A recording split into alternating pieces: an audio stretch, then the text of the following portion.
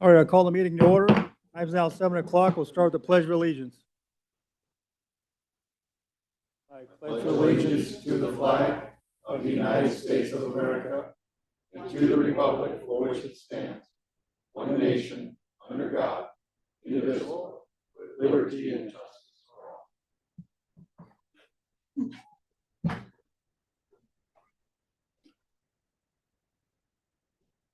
The Open Meeting Act is available for public inspection at the table in the front of the room, and a complete copy of the agenda and backup is available on the table in the center of the room.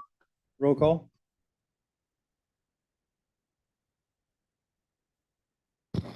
Eight members are present, Mayor. Thank you. Mayor's comments tonight. I got some service awards for August 2026. Michael Schuler, 20 years of service. Michael was hired in 2006 as a firefighter EMT. Nathaniel Loberg, 10 years of service. Nathaniel was hired in 2016 as a waste and sewer service worker 1. In 2025, he was promoted to the wastewater and service worker 2 position. He was recently promoted to the water and sewer service worker 3 position in 2026. Jeremy Steinbach, 10 years. Jeremy was hired in 2016 as a water and sewer service worker position. He was promoted in 2024 to the water and sewer worker position 2. In 2025, he was promoted to the sewer and water service worker 4 position. Jamie Vanek, 5 years. Jamie was hired in 2021 as a customer billing assistant. Justine Ritter, 5 years. Justine was hired in 2021 in the librarian position 1. Give them a round of applause for their service.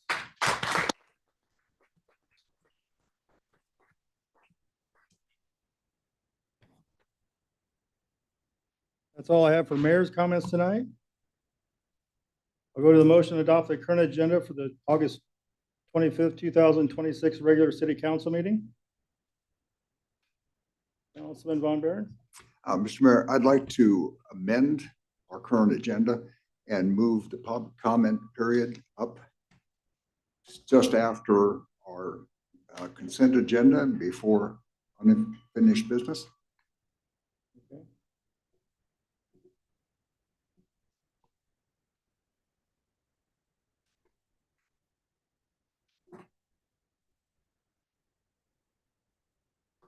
Okay. A motion of a second. Is there anything else? I should say. No. I don't have a second on. Sally? I will second that.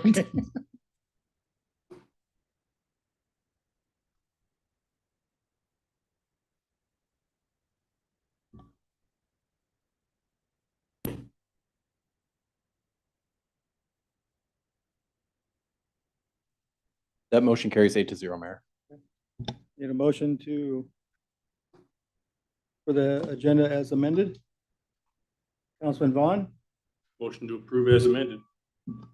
Councilman Ganem, Second,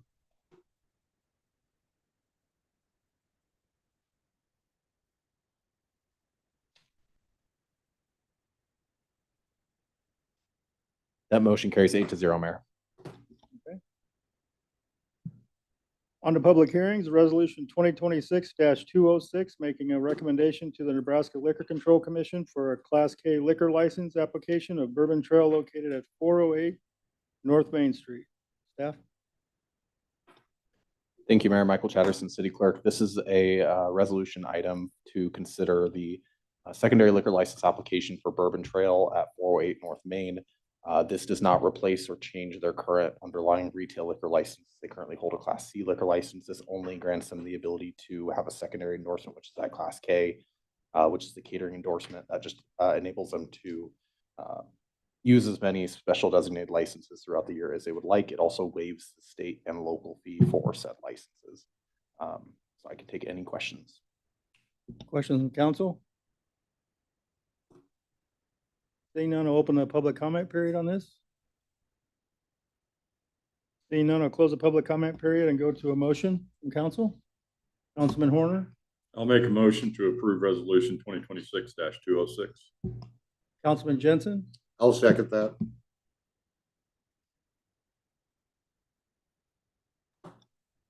That motion carries 8-0, Mayor. Item 3, resolution 2026-216, setting the city council intention to annex certain areas contiguous to the city of Fremont corporate limits. I believe this is being continued. Is this correct? I need a motion to continue.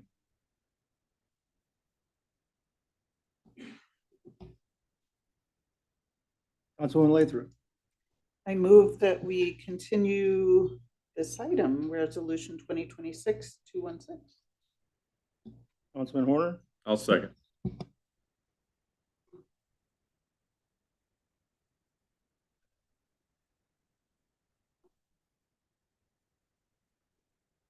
As requested. Yep. Is that clear? That motion carries 8-0, Mayor. Item 4, ordinance 5758, amending the City of Fremont's Unified Development Code, first reading. Request to suspend the rules and move to final reading. Staff? Good evening, Council. It's Jeff Ray, Planning Director. So you passed the overhaul of the Unified Development Code last November. Since then, several items have come forward to us from the public, from staff, from you as well, that we needed to address and do a cleanup. This is pretty typical from my experience as a public planner. Coming through this, it was a major overhaul. There's things that don't get implemented the way that we really intended them to, or we have conflicts. So the majority of the amendments that are actually before you, you see, are often things like spelling, or how do you spell right of way? Are there hyphens or not hyphens? Is it 2 words for floodplain or 1 word? And it was different ways throughout the entire document. So we've tried to make that consistent. The planning staff went through this, literally did a page by page turn. City administrator sat in on many of those meetings with us. We had numerous discussions weekly to go through this. When we got done at the end, then sat down with several meetings with Councilwoman Lathrop to go through things to make sure we were not changing the intent of what the council originally intended for things that were being changed, and try to make things that were consistent with how we operate within other departments, as well as within the planning department. So that is really what you see. So the majority of it is clarification of standards, try to make things clear, try to bring clarify any discrepancies where maybe it would say 3-foot setback, but yet the graphic would show a 5-foot, vice versa, those types of things. So we try to identify all of those, and that's what the majority of those are. The only portion that I will bring to your attention that we would call a policy change is in section 5-1 or 5-11-512, which is an alternative surface for display lots and or truck staging areas. It's come to my attention that it's previously been allowed in the city, and there are probably 4 or 5 different companies or companies within Fremont that have addressed this with me that we've talked about, where they would prefer to have a different surface other than concrete or asphalt, but there is no option for them to do that.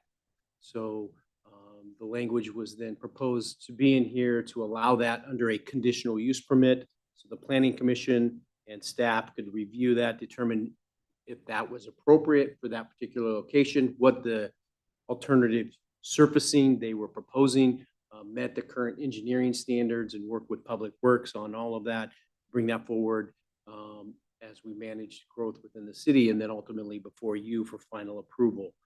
So you still maintain control over that, and we wouldn't just have rock lots everywhere. These are primarily for large laydown areas or truck staging areas where trailers would be stored and or loaded, not their required parking spaces. So that's really the only shift.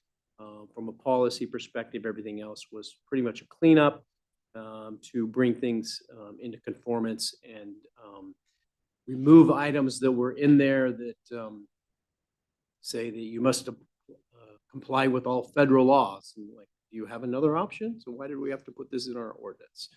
So to me, that just took up extra space in the ordinance, and I wanted to make it more user-friendly and remove some of those items. There were several items in there that were reserved sections through that process that probably should have been removed originally, that were part of those discussions over those couple years of development of the ordinance. So those have all been removed. Should we ever choose to put them back in, it's the same process. You're still going to have to go back and amend it to do that. So again, removing that extra space. Again, this was it will need a repagination from the version that you have before you.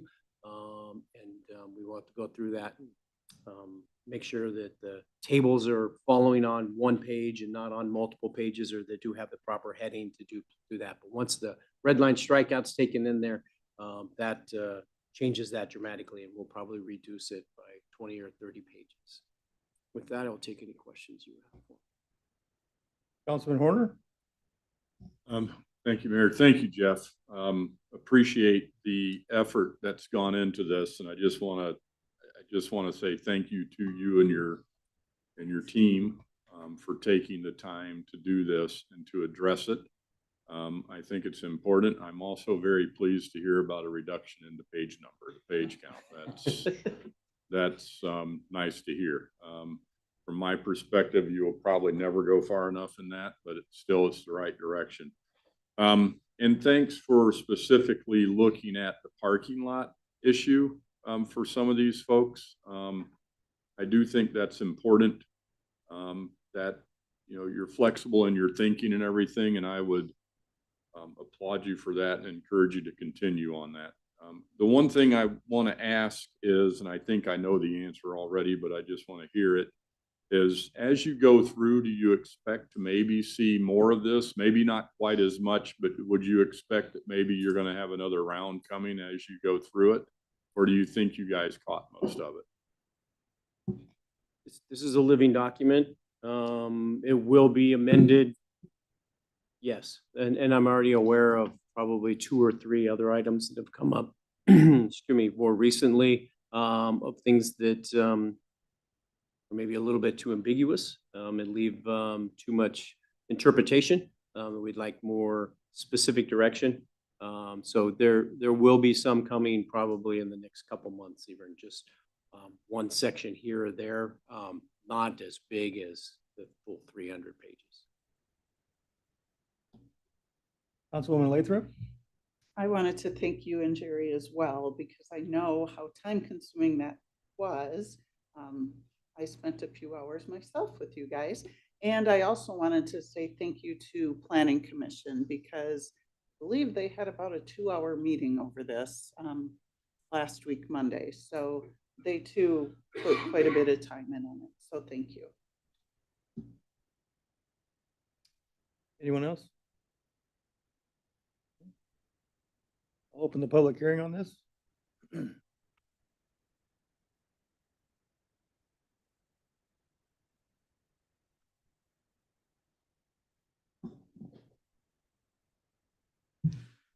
Brad Yerger, 2318 East Fifth Street.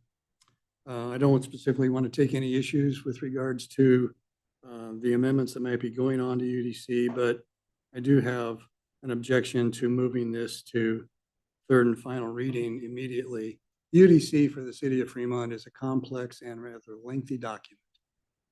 Substantive changes, some of them may be Scrivener errors and some may be just minor changes or whatever. Those that are not should give the public, the contractors, the businesses, and those that operate within the city, residents included, a set of guidelines and instructions that they have been able to familiarize themselves with. Making last minute changes or one-time changes, if you will, on a single reading is, in my opinion, and always was when I was on council, a move that should be treated with great caution, because ordinances of this magnitude are very important. People plan accordingly to what city code had to say. And now that will be upended within 15 days if you move this on final reading tonight. I encourage you not to do that, to give the public an opportunity to digest what's here. Not saying that there's anything wrong with what's here. I applaud the work. But again, I think the public is due its just opportunity to review what's here, and at least waiting until second reading would be appropriate. Thank you. Anybody else from public? Seeing none, I'll close the public comment. Back to council. Councilwoman Ganem?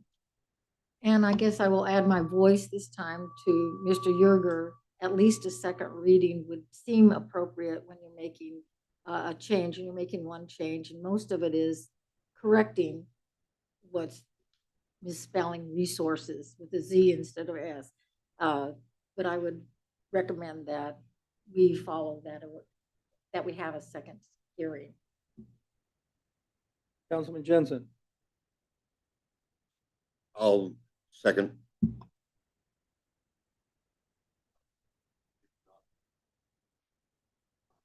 I'll make that a motion.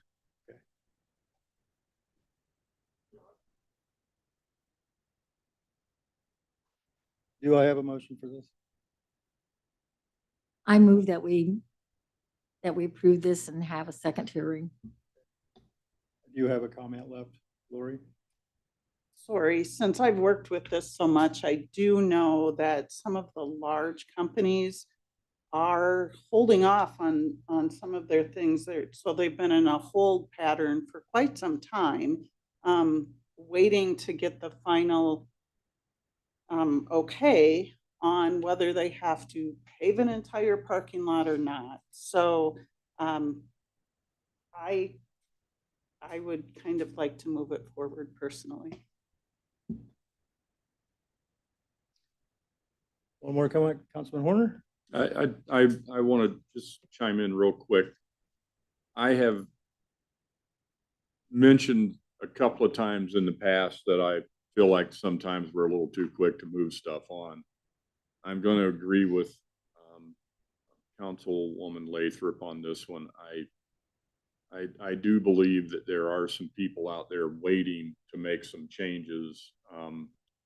You know, we do have some seasonal issues coming up on some of those folks, maybe not being able to get those changes in quite so quick. I would hope that this, if we went ahead with this tonight, I would hope that that would open the door for them to do so. And unless there's some way they can do it before we get this, which I don't think they can. So I would tend to agree with Lori. Well, I do have a motion. Do I have a second? Councilman Jensen? I'll second.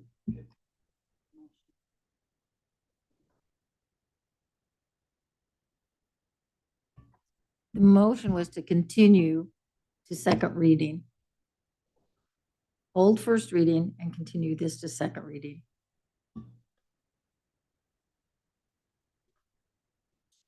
It's not a proper, that's not a proper ordinance. Motion. Yeah, I would suggest holding first reading, and then when there's a motion to suspend the rules, if a council member Make your does vote, not that's want fine. to suspend the rules, they would just vote Do I have a motion for first reading? I move we have first reading. no. Perfect, thank you. Councilman Jensen? And I will second.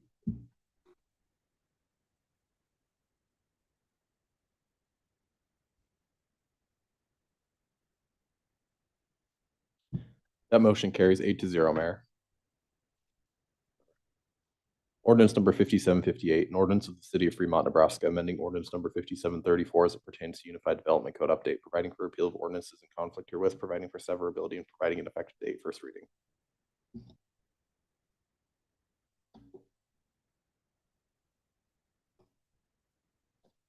Okay.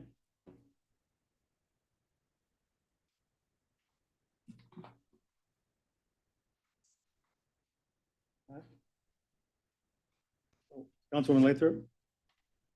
And I would request that that we suspend the rules and move to final reading. I have a motion. Do I have a second? Councilman Peterson? So moved. Oh, second, sorry.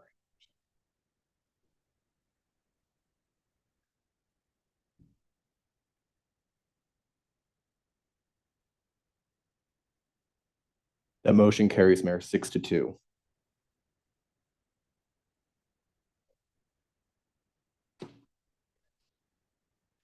Ordinance number 5758, an ordinance of the city of Fremont, Nebraska, amending ordinance number 5734 as it pertains to Unified Development Code update, providing for repeal of ordinances in conflict with, providing for severability, and providing an effective date. Final reading.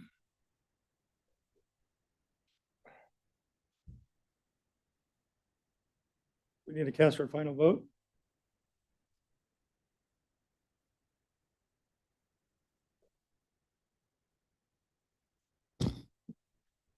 That motion carries, Mayor, 7 yeas, 1 nay. Ordinance number 5758 is approved. Thank you.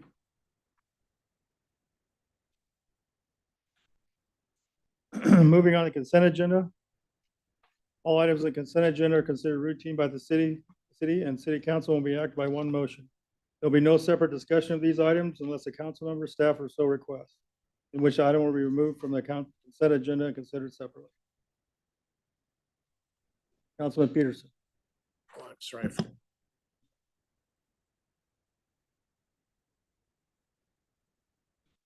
Anything to be removed from this consent agenda?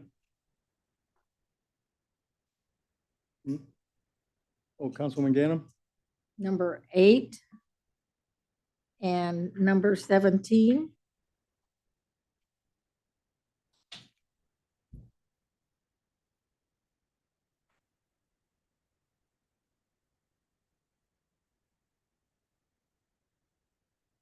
Okay, anything else from consent?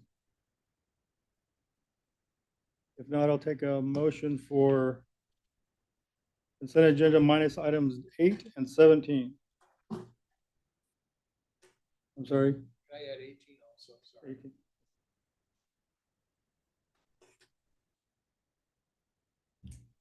So I'll need a motion for consent agenda minus items 8, 17, and 18. Councilman Horner. Yeah, I'll make the motion, Mayor, to approve the consent agenda minus items 8, 17, and 18. Councilwoman Ganem. I'll second.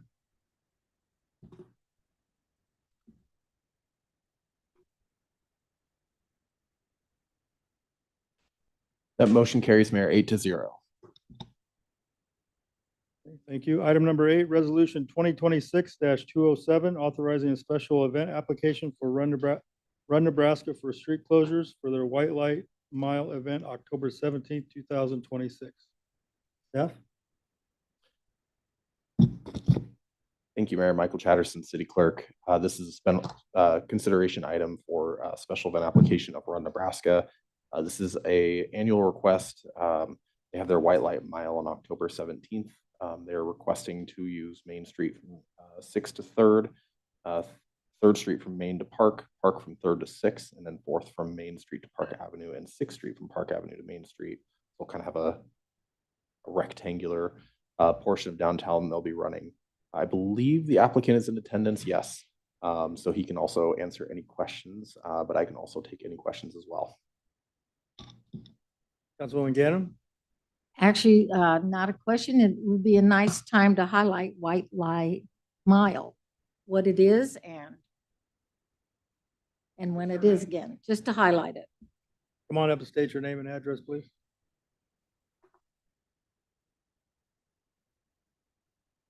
Matt Scott, and I'm living in Omaha, so, but this is our 9th year in Fremont. My parents live in Ames, and I grew up in North Bend, Nebraska. But we've been doing, remember the chamber here for the last 9 years as well. This is our 9th year doing the White Light Mile. So our whole purpose is to highlight the historic downtown, the white lights of Fremont, Nebraska. And we bring in hundreds of people to the area, and we try to promote local business and partner with local businesses. So that's the whole purpose of the event, is to bring people to Fremont and have some of the fastest races in the state. Last year, our women's winner of the mile race was under 5 minutes, which is one of the fastest times in the history of Nebraska mile races. And our male winner was at 4 minutes and 20 seconds. So some of the fastest times ever been recorded here in Fremont. So we're bringing some of the most elite runners from all across the Midwest to Fremont for the event. So that's pretty much the gist of it. Any other questions? Councilwoman Ganem? No, thank you. Thank you guys. It's just a Appreciate it. nice time to highlight what it's for and what you do and how it benefits. Thank you. Thank you. Great exercise. Thank you. Anything else from council? Councilman Horner. Yeah, I just want to take the opportunity to say thank you to the Run Nebraska as well. I just had the pleasure of being on the board at Fremont Creative Collective when Run Nebraska did a pitch competition and won.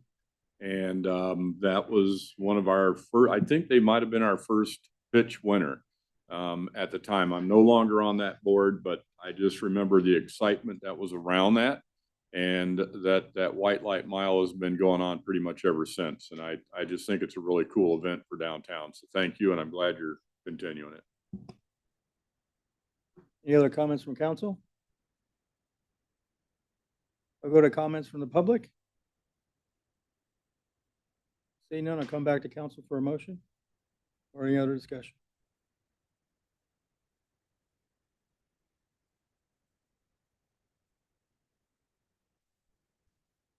Councilwoman Ganem, No, I move that we accept resolution 2026-207, authorizing the special event applicants of Run Nebraska for street closures for the White Light Mile. Councilwoman Lathrop, Second.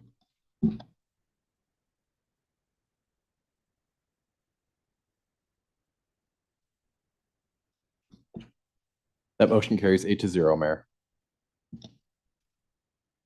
we'll go on to item 17, resolution 2026-220, authorizing roadside solicitors for the Fremont Professional Firefighters Local 1015 on September 5th, 2026 and September 6th, 2026, subject to conditions of FMC-209. Staff? Thank you, Mayor. Michael Chatterson, City Clerk. This is a relatively unused portion of the municipal code. Looks like we hadn't used this in a little over 10 years. So we went back and reevaluated the municipal code and updated our forms. The Fremont Professional Firefighters Union has requested to do roadside soliciting, which is authorized under Fremont Municipal Code Section 10-209 on September 5th and September 6th. We do have the indemnification or the waiver of claim and acknowledgement form they'll be signing, and they'll have to comply with all provisions of FMC 10-209, as I mentioned. And I can take any questions. Questions from council? Councilwoman Ganem? Again, it would be nice to highlight what it is they're doing and where the money goes and what they're using it for. Is there someone here? I don't think there is.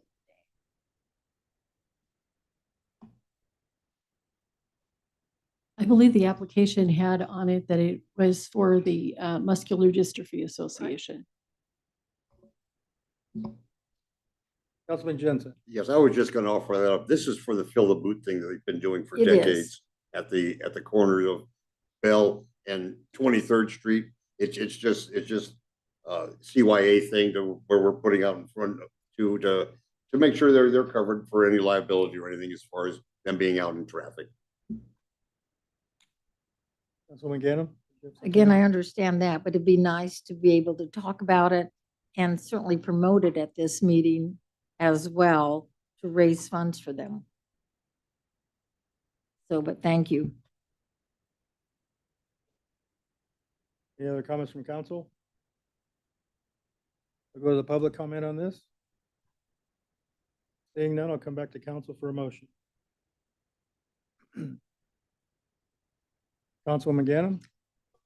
I move that we accept resolution 2026-220, authorizing the roadside solicitors for the Fremont Professional Firefighters Local 1015 on 9/5/2026 and 9/6/2026. Councilman Marsh? I'll second that.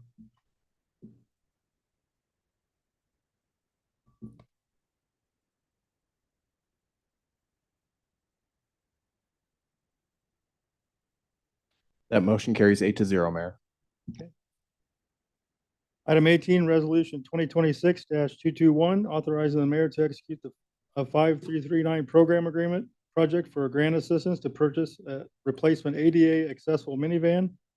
Estimated amount $81,105 with a 10% local match.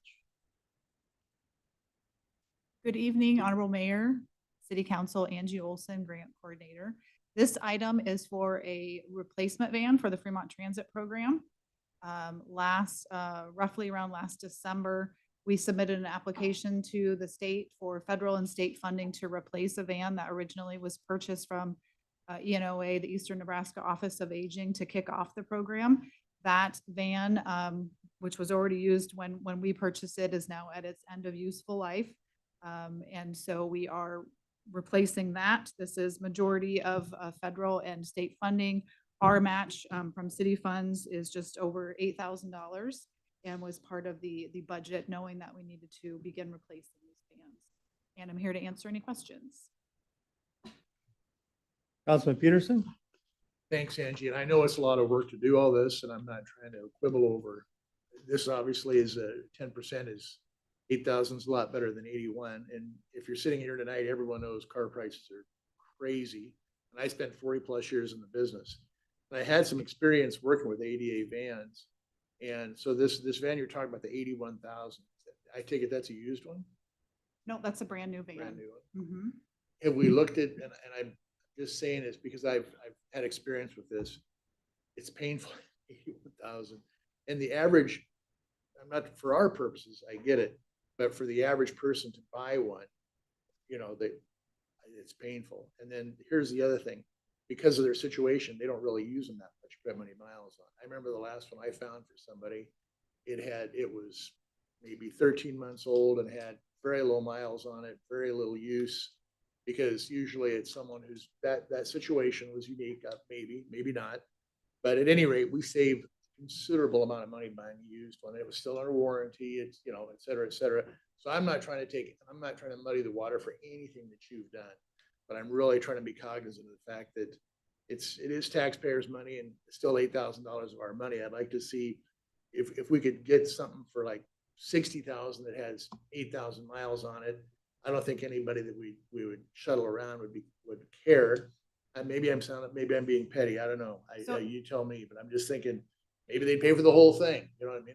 Because 8,000, I've seen the budget numbers, so I'm going, 8,000 is still $8,000 we have to come up with, right? Right. So, Yeah, but I'm not taking anything away from what you've done, and you work hard on this. So I'm not here to muddy the water. But is that something can we look into that? I could help. I know where some of these are at. That's a great question. First off, the transit vans do get used. I know So we do. they get Yes. driven quite a lot more than maybe a personal Right. van would. Right. In order to utilize this program, the 5311 and 5399 transit program, we actually apply through the state and they order the vans. They Okay. order brand new vans, which are, in compliance with all of their rules and regulations at the federal level. So the option to purchase a used one would have to be on our own dime if council chose to do that instead of going through this program. Okay. So 8,000 instead of maybe 60 or 50 or whatever. Right. Okay. Yes. I see what Yeah. you're saying. Well, I appreciate all your work, and that's good to know. That's good information. Sometimes the public doesn't realize Sure. that we have to abide by the rules to get the funding. So, okay, well, that answers my question. Thank you, Yep. Angie. Councilman Marsh? Again, do a great job finding these opportunities to save us some money. Were we trading in the van, one we're currently using, or? Yeah, that's a good question. There's 3 options that we have, and the state's favorite option, which is what we do with all of our other vehicles, is go to auction. And since that's just part of our regular practice, that's what will happen with this one. Thank you. Councilman Peterson, did you have something else? Oh, I'm sorry. Any other comments? Councilman Von Baeren? No, just a quick, I've said this before, but if you've had family members, anyone that you know that has used this service, this is probably one of the best services that we provide for Fremont, for people who cannot provide it for themselves. this is the kind of thing that we should be doing. Very much appreciate your work, and it's very well accepted, and it's very greatly appreciated. Thanks, Andy.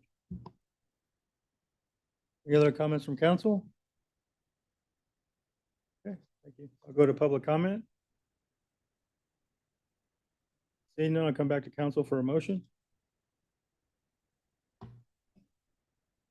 Councilman Jensen, I'll make the motion that we approve resolution 2026-221. Councilman Horner, I will second.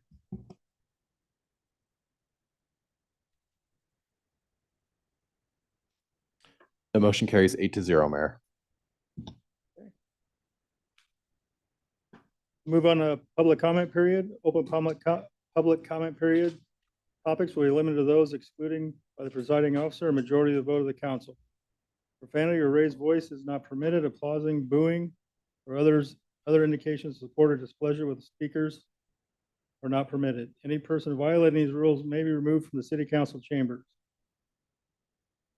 Views expressed by the individuals during this public comment do not necessarily reflect the views of the city, Fremont, and have not been verified for accuracy by the city. As a reminder, city council and staff are not permitted to respond to comments or questions during the public comment period in accordance with Fremont Municipal Code, Section 2-103.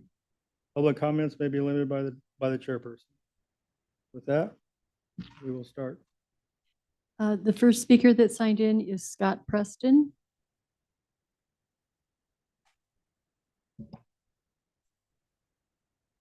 Out of curiosity, do I have 3 or 5 minutes? Those 3. It's not in code. It's up to you. It's 3. Okay. Scott Preston, 1717 East 12th Street. I continue to be amazed that this city is stubbornly holding on to a new policy requiring an accredited high school diploma for most jobs with the city and thereby discouraging legal homeschool graduates from applying for city jobs. The state of Nebraska has no such requirement for employment. Omaha has no such requirement. Lincoln has no such requirement. Bellevue has no such requirement. Neither does Grand Island, Kearney, Norfolk, Columbus, Hastings, or Papillion. That right there covers the state and the 9 other largest cities in Nebraska. So when you have either the city administrator or the HR director or legal counsel whispering in your ear that this is a step we must take as a city, you need to know that it's not true. In fact, you need to know that this decision puts us at odds with other cities in this state. You, mayor and council, need to start asking tough questions about this new policy.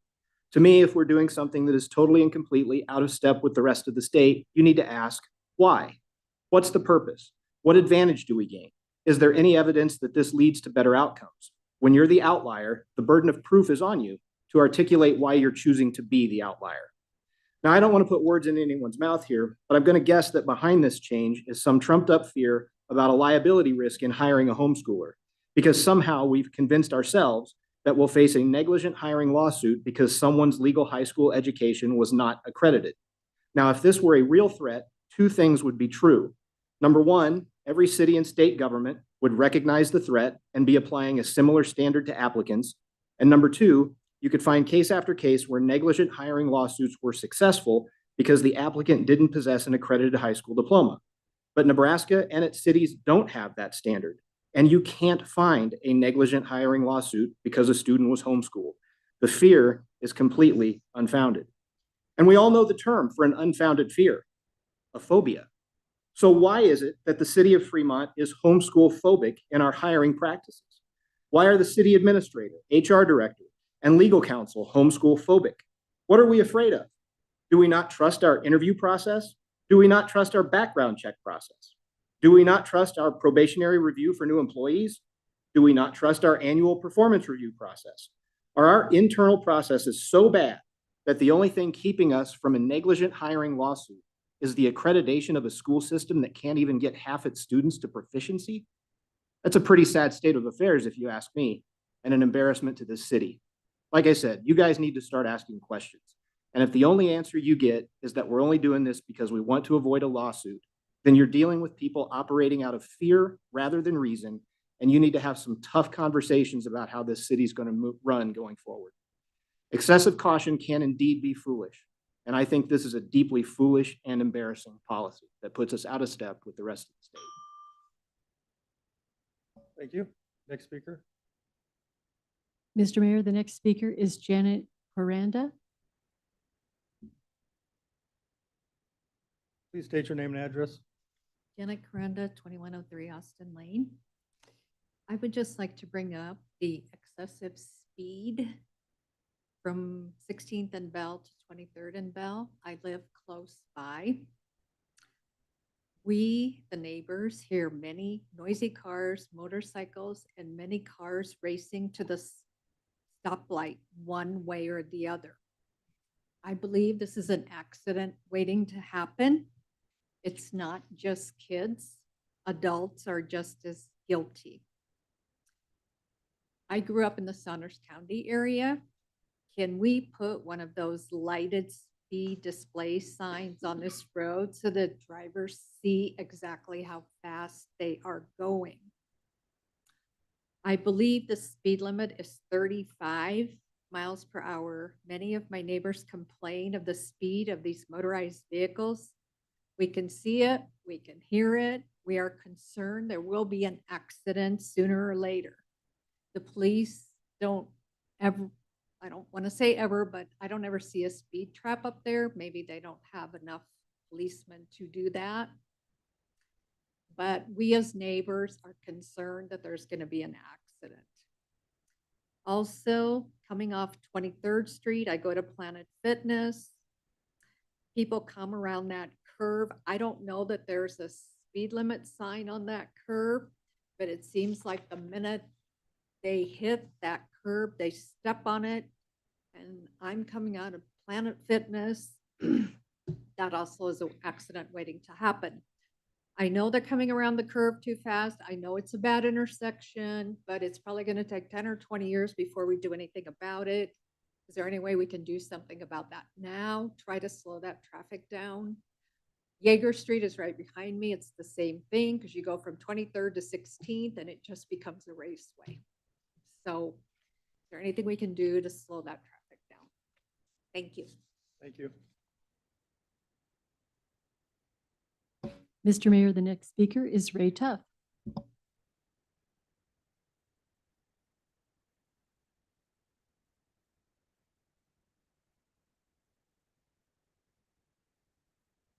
(1537) Brewer Drive.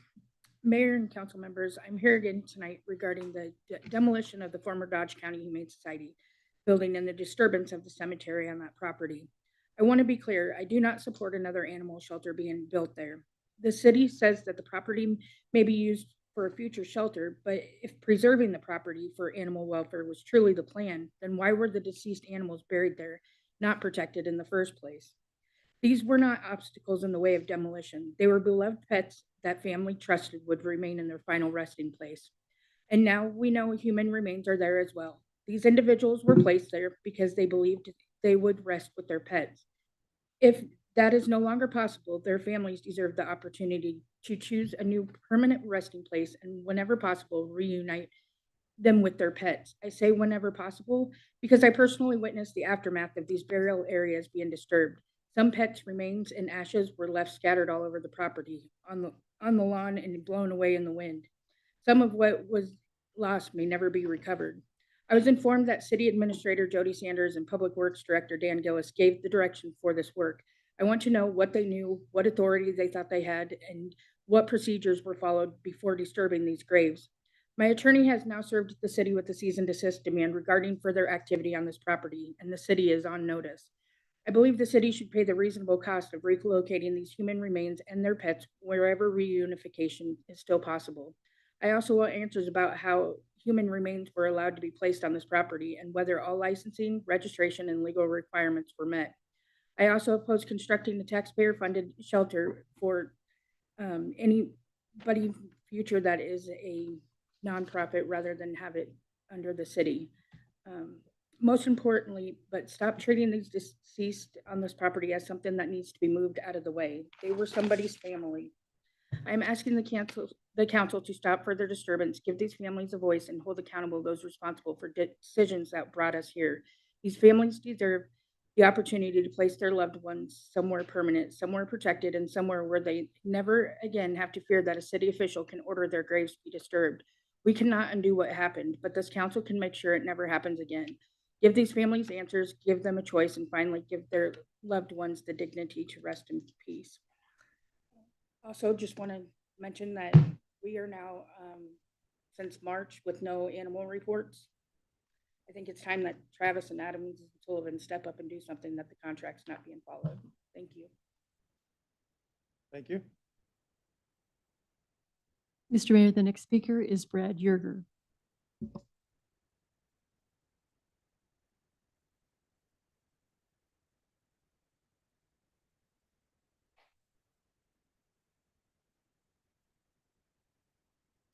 Brad Yerger, 2318 East Fifth Street.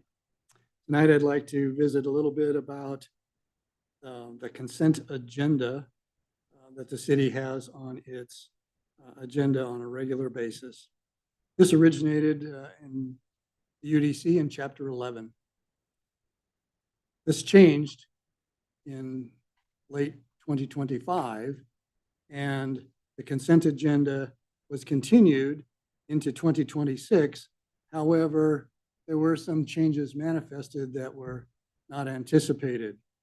At the last meeting, I think Councilman Horner articulated what the consent agenda was to be, items that were routine and perfunctory in nature, et cetera, and that the council members, staff, and the public could take matters off for discussion. That's my complaint. Since January of 2026, the public has not been allowed to take items off the consent agenda for discussion. I believe this is an open meetings violation, as well as a problem that the city did not intend to have. I think Mr. Horner explained it perfectly. We've been doing all three of those extractions from consent agenda for discussion for as long as I can remember. All of a sudden it changed. I don't recall and couldn't find anything where this council specifically authorized that. It just simply fell through the cracks when the UDC changed. The other thing that I've noticed is that the number of consent agenda items has grown significantly. Now that regularly exceeds 80% of the entire agenda. The way this is happening today, then, the city residents are denied an opportunity to discuss 80% of your agenda items because you put them on consent agenda rather than regular agenda. I don't think that was intended either. Largely, many of those things are not routine and perfunctory. They spend a lot of money, sometimes $500,000 a shot, or there are rules and regulations being passed through.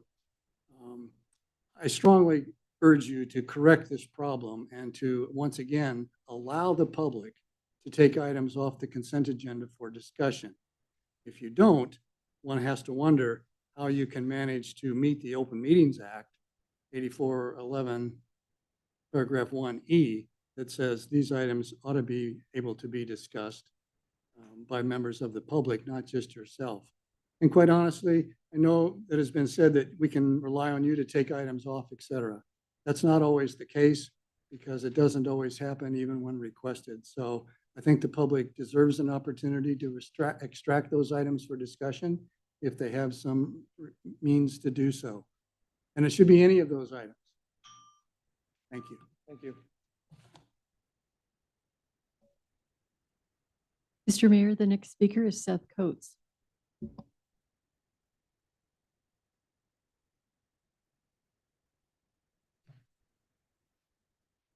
Seth Coates, 1215 County Road X, Fremont.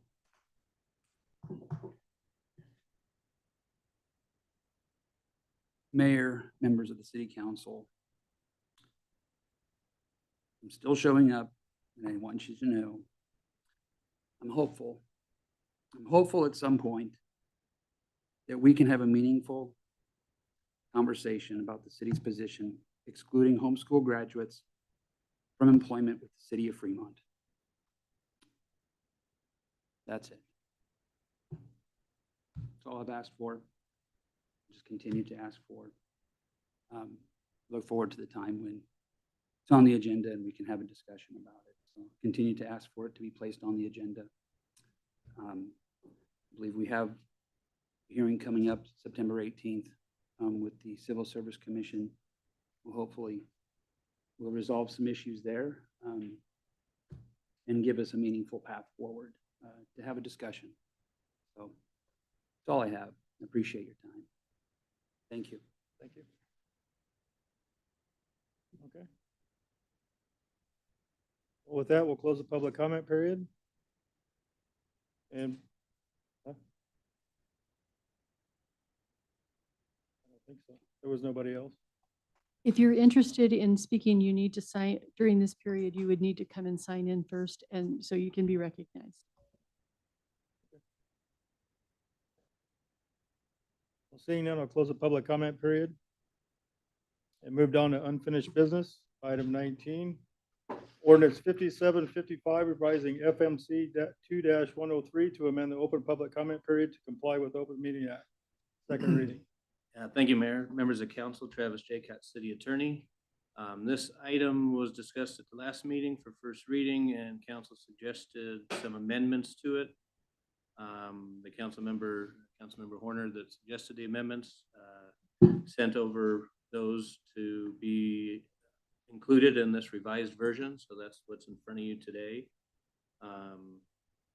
Some highlights to what has been amended from last time is that there will be a public comment period, or may be held on the last Tuesday of each month. Right now, the way it's listed is the item will be at the end of the scheduled agenda, and unless there's an executive session, then the executive session would be the last item on the agenda. There is a limit to how long this period could last of up to 30 minutes. So all those amendments have been included. I'm here to answer any questions, provide any other guidance. Councilman Horner? Actually, Mayor, I am going to go, but I am going to congratulate Sally that she beat me to the punch. She did hit her button first. And I wanted to acknowledge that, Sally. Good job. But I did want to say in this that I do have a document over there that I would like to introduce for the record, if I could. So I would like to get, I would make a motion, if I may, that we receive the document there. That is titled State of Nebraska Office of the Attorney General, and it is in file number 21M-103, Bennington Public Schools, multiple complainants. Get a motion to receive? Oh, well, that's right. I'm sorry, Blair, you made the motion. Councilwoman Ganem? I'll second, but I also want to speak first. Go ahead. Well, I mean, after we get that.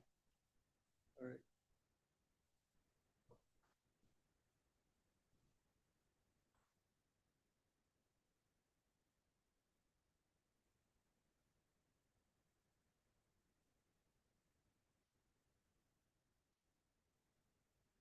Councilman Palmer? Yep.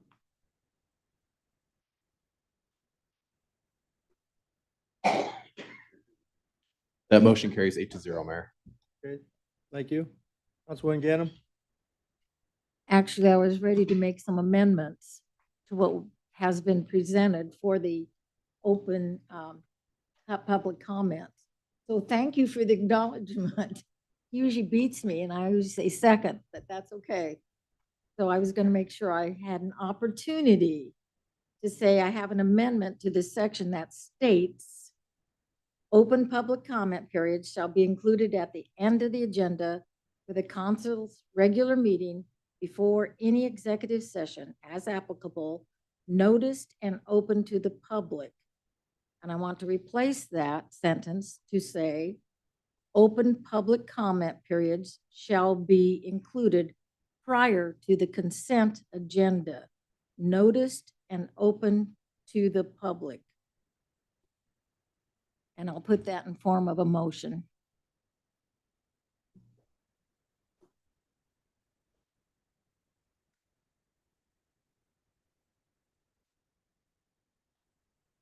Do you want me to repeat the motion then now? Well, do we have to have public comment period? No, for the amendment. Okay. We could do the amendment. Okay. Yeah, so we have the motion. Okay. Then I move that we replace that sentence and include open public comment periods shall be included prior to the consent agenda, noticed and open to the public. Councilman Von Baron? I would second that.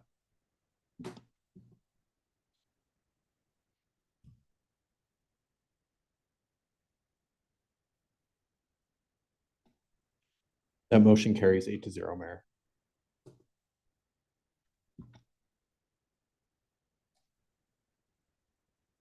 Okay. Anything else from council?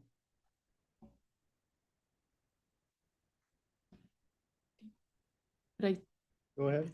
Thank you, Mr. Mayor. Members of council, my concern with that placement is that oftentimes we have items on the agenda that we have consultants from out of town or other people that some of them, we are paying them by the hour. And so if we add 30 minutes before even the consent agenda, there's no guarantee that it's going to take 30 minutes, but it could take 30 minutes. So we're supposed to tell those consultants that they don't need to be here until 7:30 or 8 o'clock to do their presentations.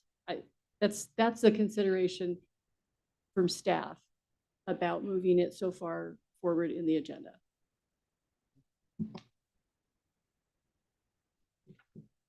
Councilwoman Ganem? So then we tell public they can sit through it and wait till the end of our meetings anyway. So it's one or the other, and I know everyone's time is valuable. And I heard the comment that we would be influenced by what's possibly said earlier in public comment if there's something on the agenda. Something on the agenda may come up that might be related to what's brought up. And I don't think I think we're independent enough thinkers that we would be okay with that.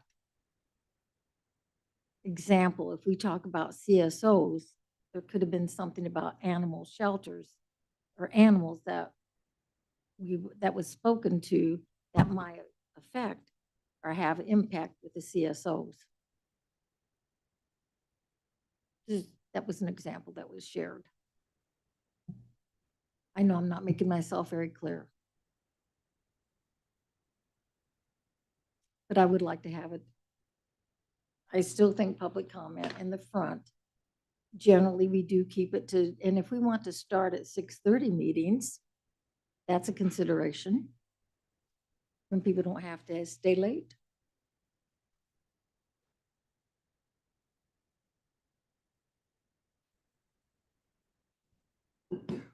Councilman Von Baron? No, I appreciate the concern, but the real issue here is the most important thing to me is giving public access and giving them the opportunity to speak. We've had the discussions before. Open public comment has always preceded the meeting. I don't think it's ever biased anybody's view on an issue. There may be options where it does cost us some additional consultant dollars, but I think that's just part of the process. Nobody wants to willingly do that, but if that's the consequence of letting the public speak freely, then I think that's something we just need to accept, and that's part of the process, and frankly, our obligation to the people.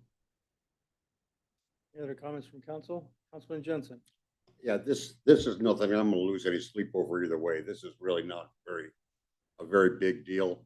I guess I would just point out also that if you make the point that people can't stay until 8, well, there are people that can't get here till 7 or 8 also. There's people, there might be voices we're not hearing by having it as early as we are. Councilman Lathrop? Is it a possibility that if we do have those consultants here to speak, that we could move them up in the agenda at that time? I mean, that we've done that before, so perhaps we could do that again. It is the council's agenda, obviously, yes. Councilman Horner? Thank you, Mayor. I kind of started this conundrum, so I want to weigh in on it. Paul, I'm gonna disagree with you a little bit. We're not obligated to do what we're doing here. Now, that's no reason for us not to do it. Obligation by law doesn't dictate what we should do on this, I don't think. My reason for wanting to place it, I've stated the reason I wanted to place it at the end. I've lost the argument, and I'm fine with that. I mean, that's the way the process works. Don't always get our way. I do think, though, that if you look at examples, there's plenty of examples where cities do it both ways. Some cities have it at the front, some cities have it at the back. I took my shot at getting it at the back for my reasons, and those reasons were not what I was told it looks like. That wasn't what my reason was. I don't care what it looks like. I made what I thought was the best decision. With that, I absolutely support what Sally just did. All right, so I started it. I want to weigh in on it. Thank you. Councilman Peterson? Did I hear you say we can set the agenda if we have some consultants coming in, that we can have them earlier in the agenda? Is that correct? Because here's the thing too, and I certainly we want to leave public comment, yes, but these people aren't getting $10 an hour. I mean, I mean, consultants make a lot of money, so I would rather have them here, get their business done and scoot, so they don't have to listen to the whatever else we have to talk about. They don't live here anyway. But I would like to, if we can structure it in such a way, it doesn't happen every Tuesday, it doesn't happen every meeting anyway. It's just on occasion. But I think these people are getting paid a lot of money, and I think, if we want to be good with our taxpayers' money, let's try to get them in and done, and I think we can play fair so everybody gets a shot at the microphone. Thank you. Any other comments from council? Now I'll move to comments to the public.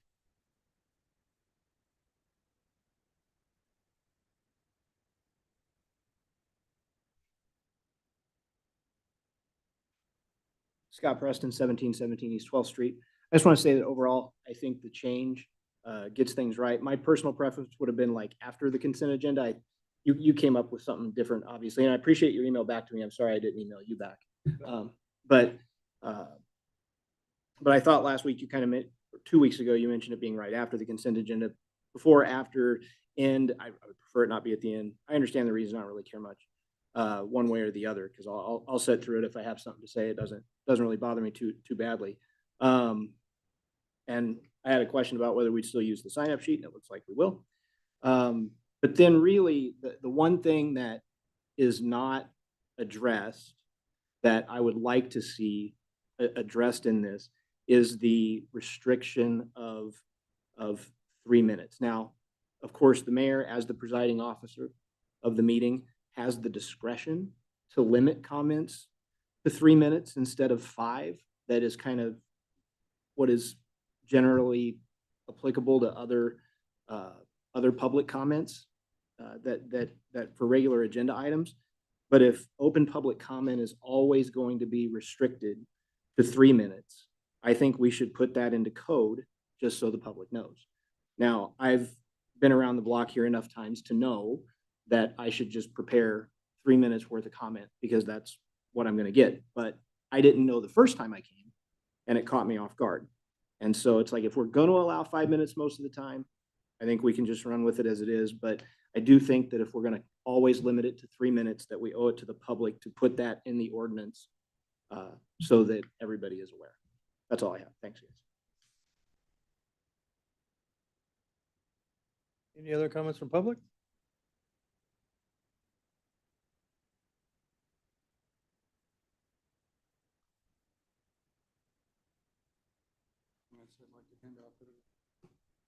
Need a motion to receive?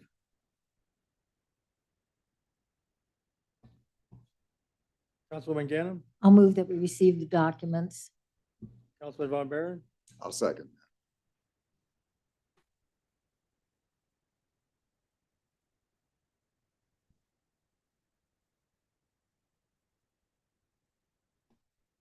That motion carries, Mayor, 6 yeas, 2 nays.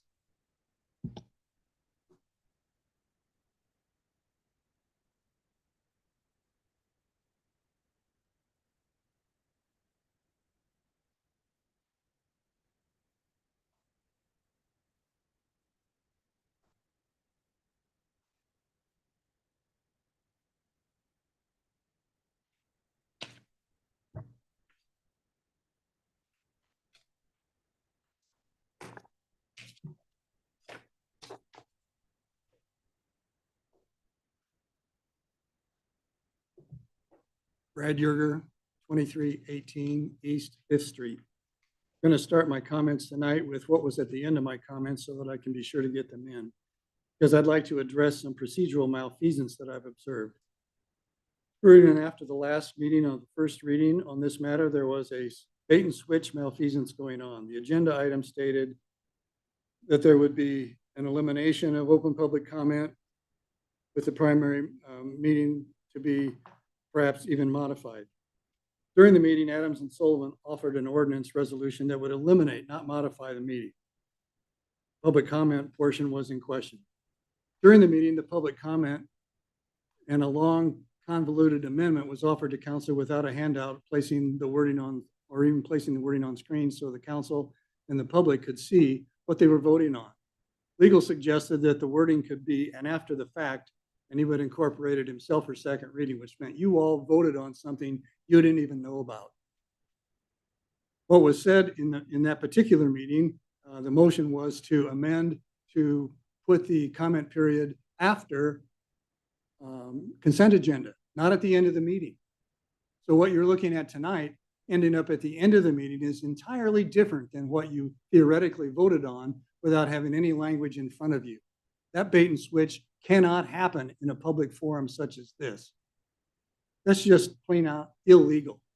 When you vote on amendments, they got to be made as either crafted handed out or put on the screen so that you know what you're actually voting for. That did not happen. So I raise objections to this whole process at this juncture as having an agenda before us tonight that wasn't properly covered. In the packet that I gave you, I sent a lot of materials out. I sent a lot of things to you personally. I covered some of this at the last meeting with regards to McGrath North's engagement. Adams and Sullivan, I think, has presented some things that are not facts-based, that the current code may or may not violate the Open Meetings Act. Their interpretations run counter to those that were offered by McGrath North. And either McGrath North misinterpreted the law, or they purposely crafted an illegal ordinance for the city. I don't believe that happened at all. McGrath North intentionally wrote a standalone open mic period into the ordinance that would be lawful under the act, one that would be conducted outside of a regular meeting in order to mitigate a plethora and logistical and many legal problems that will occur with regards to incorporating it within the meeting. If you don't think so, wait till we try this and see whether or not it creates problems down the road with regards to Nebraska 84-1411 1 sub E, with regards to required specificity about your agendas. This whole process has been something that I had hoped would be resolved through open discussion and dialogue. I sent each and every one of you an email asking 7 questions. I only got a response back from Sally Gano. None of the rest of you commented at all.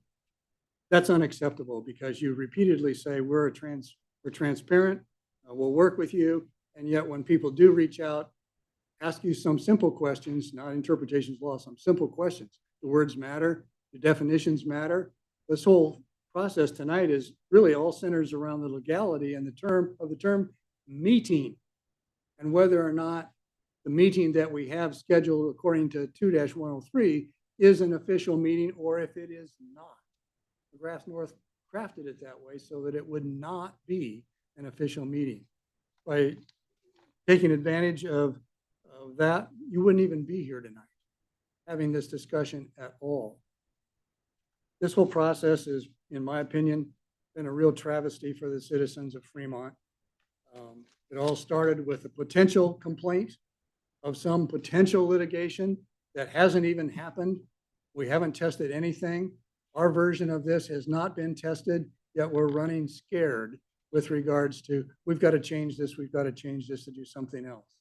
I encourage you, do not ratify this on third reading. Do not put this into effect. Continue to do what you've been doing. Let the public speak openly at 6:30 like we've been doing for 7 years, without contest, without complaint, and without any interpretations by the AG's office. If litigation is pending, let it happen. Others have. But what was handed out tonight doesn't even look like it's necessarily appropriate in many respects. So I urge you, do not pass this. Go back to what we're doing until you can do more full and complete research, both legal and from the city residents. Thank you. Any more comments from the public?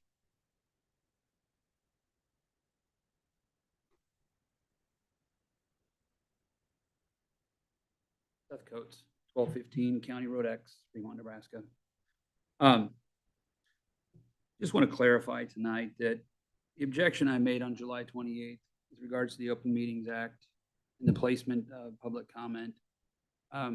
First of all, still feel that the objection is backed by state law, backed by research that we've done, and I think that it will stand if challenged. But I will say one thing. If you would take a look at 84-14-12, specifically the amendment since 2024, and what it talks about is in that it does talk about public comment being allowed at each meeting. And I guess I would just ask for the city to take a look at that, and perhaps legal can take a look at that and see what the interpretation is. But since 2024, there was an amendment there, and it specifically talks about public comment at each meeting. So that's just one of the things. I do think public comment is important. I think last time, there was discussion about being able to email or call city council, and sometimes that's not always possible. I've sent 114 combined emails to the city council, and I've had 0 responses. And I think there's a reason behind that.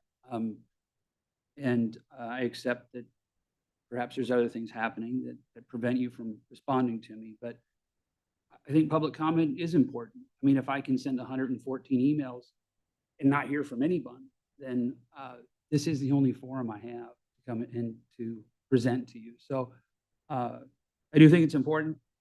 I do appreciate you allowing me the time to speak. Thank you.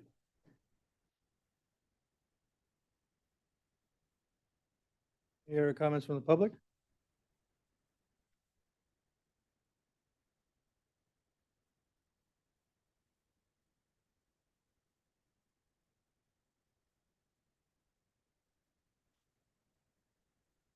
Well, I'm at a disadvantage because what the attorney said at the beginning and what some others said here, I couldn't hear. Maybe a nice big speaker right here, pointing that way would help. But I'm going to read what I have anyway. And you may have already discussed it. Earlier this week, I had heard somebody on the radio commenting that public comment item was tabled. Now, I'm looking at the agenda for item 19 tonight, and it says you are having the second reading. Then I check on the staff report for the ordinance 5755 coming from the attorney. It said changes have been incorporated based on the direction of the city council following the August 11th, 2026 regular meeting. So I looked at the ordinance 5755 wording. In the packet for tonight's agenda, it looked about the same as what I expected, except for this one line. Open public comment periods shall be included at the end of the agenda for the council's regular meeting, before any executive session, if applicable. That wasn't what I thought I heard at the last council meeting. I thought Councilman Horner made an amendment to place the public comment period after the consent agenda items. My notes showed the item was amended. So I went back and watched the YouTube video of August 11th, 2026. Councilman Horner started his conversation at about 1:50:28. He said he had an amendment to the public comment ordinance in item 20, first reading. At 1:51:20, he stated his amendment was to place the public comment period after the consent agenda item. Around 1:53, Councilwoman Ganem said she would second Horner's amendment because her surveys showed similar information. At 1:57, the motion carried 8-0.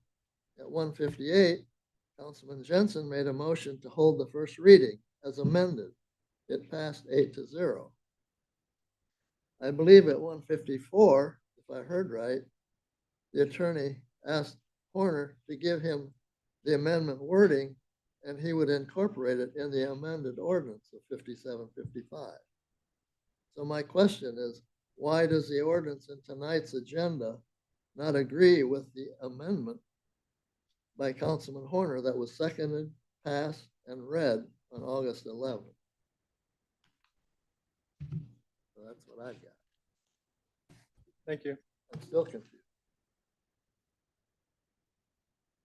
Any other comments from the public? Seeing none, I'll close the public comment.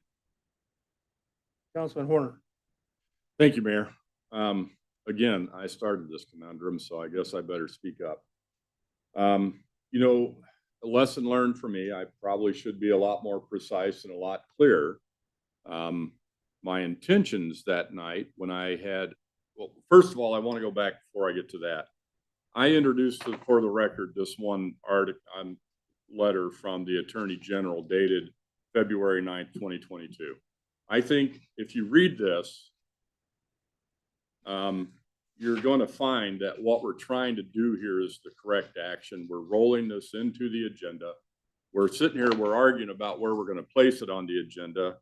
And to me, that's almost a moot point because this body has the right to place it anywhere on the agenda that they want to. When I made the comment after the consent agenda, I didn't mean immediately necessarily after it, and I should have been very clear. So when I wrote it and I gave it to Travis that way, that we would place it. And I think, I can't remember exactly what my exact wording was, but anyways, I had said, and I had the argument, I was concerned about some undue influence as we're going through the meeting if we had some unrelated issues that overlap. Probably was overthinking it. And a number of the other council members let me know that I was overthinking it, which is what's supposed to happen. Okay. So that's why I was encouraging those other members to make the amendment tonight, correcting that if they wanted to do it. Sally tonight moved it to the front of the agenda, and I flat out don't care where it ends up. What I do know after this, to me, February 9, 2022 states specifically, and I am going to read it word for word. This is the conclusion after the 8 pages. For the reasons stated above, we conclude that the board violated the act by not providing at least one complete copy of all reproducible materials to be discussed at the meeting. In addition, and this is the key part for us, we strongly suggest that the board end the confusing practice of holding the public forum before the meeting is called to order. What we have been doing in the past is we've been holding the meeting before the meeting, and we're not calling that meeting to order. And then afterwards, we hold another meeting, which is our regularly scheduled council meeting, which is properly noticed. And we do all the things we're supposed to do. Now, interestingly, the act doesn't require us to call a meeting to order, but Robert's rules do. So we have to call our meeting to order. We can't just simply skip that part. And we're not calling the other meeting to order. We're just saying we open the public comment period. We don't take roll. But this clearly goes on to say we strongly suggest that the board end the confusing practice of holding the public forum before the meeting is called to order. Board members must cease incorrectly advising the public that the public forum is not part of the public meeting. And I've done that. I'm admitting to doing it because that was our practice. And I've told people that the public forum is not part of our meeting. But I think the Attorney General here is clearly saying that they see it as part of the meeting. We're here, there's a quorum, we're meeting all of the definitions of a meeting, whether we call it to order or take roll or not. And so there's a very simple cure. Move it into the meeting. Now, where we're going to place it, you know, I made a rookie mistake and said, let's place it at the end. And I probably shouldn't have done that. So that's on me, and I apologize. What we're trying to do here is make this thing right. I'm done. Any other comments from council? Councilman Vaughn? I think what Sally has outlined and offered as far as amending this further is the right way to go.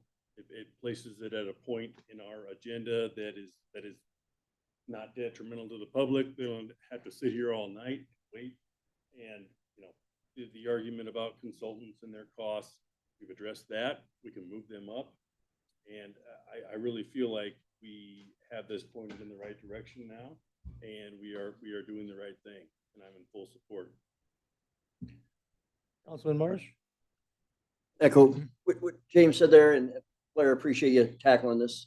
Not an easy one to go after, and for you to do that, appreciate what you did. That's it. Well, there's no other comments from council. I'll take a motion as amended. Councilman Vaughn? I will make that motion as agenda or as amended. Councilman Jensen? I'll second.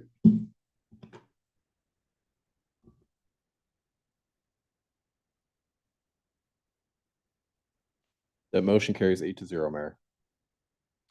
Ordinance number 5755, an ordinance of the city of Fremont, Nebraska, repealing and replacing chapter 2, article 1, section of the Fremont Municipal Code regarding open public comment periods and formal council study sessions, and all their ordinances or parts of ordinances in conflict with this ordinance, providing for severability and providing when this ordinance shall be in full force and effect. Second reading. Thank you. Moving on to new business. Item 20, resolution 2026-209, awarding the bid for owner's engineer to Stanley Engineering in the amount up to $1.2 million for future generation, authorizing the mayor to execute the agreement. Go ahead, sorry.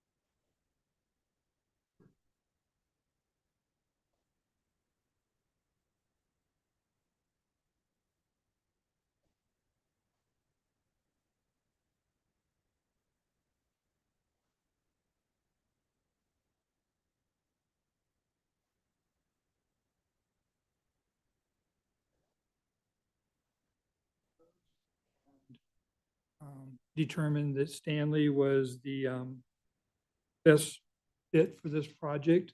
Their fees as proposed are considerably cheaper than the other two.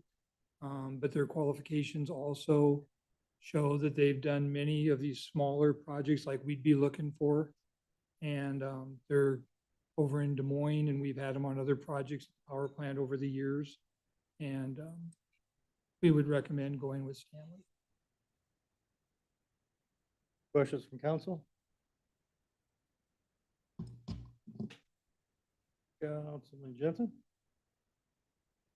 No real question, just this is kind of an important first step. I think everybody here on council understands the severity and the magnitude of the projects we're gonna be looking at in the next 10 to 15 years, and this is just something to get the ball rolling. Right, yeah, this is the first step that we'll be back many, many times, getting equipment ordered and doing that as we go forward.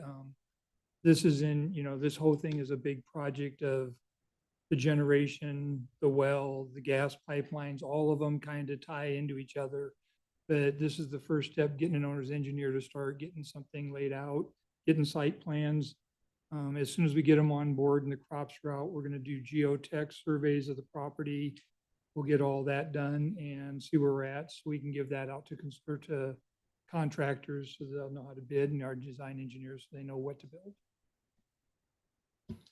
Councilman Peterson? And I want to thank you, Jeff, for this. I have confidence in your, I know you've done your homework on this. And what we found is kicking the can down the road does not save us money. And so sooner rather than later, and it looks like we're on track for sooner. And yes, there is going to be more to come. I realize that. But I'd say let's go, and I support this. Thank you. Any other comments from council? Okay, I'll go to comments from the public. Seeing none, I'll close the public comment. Going back to council for a motion. Councilman Jensen. I'll make the motion, we approve resolution 2026-209. Councilman Horner. I'll second the motion.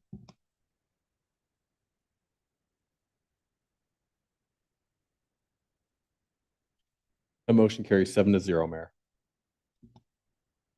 Item 21, ordinance 5757, amending the second year of the city's biennial budget for fiscal year 2027. First reading.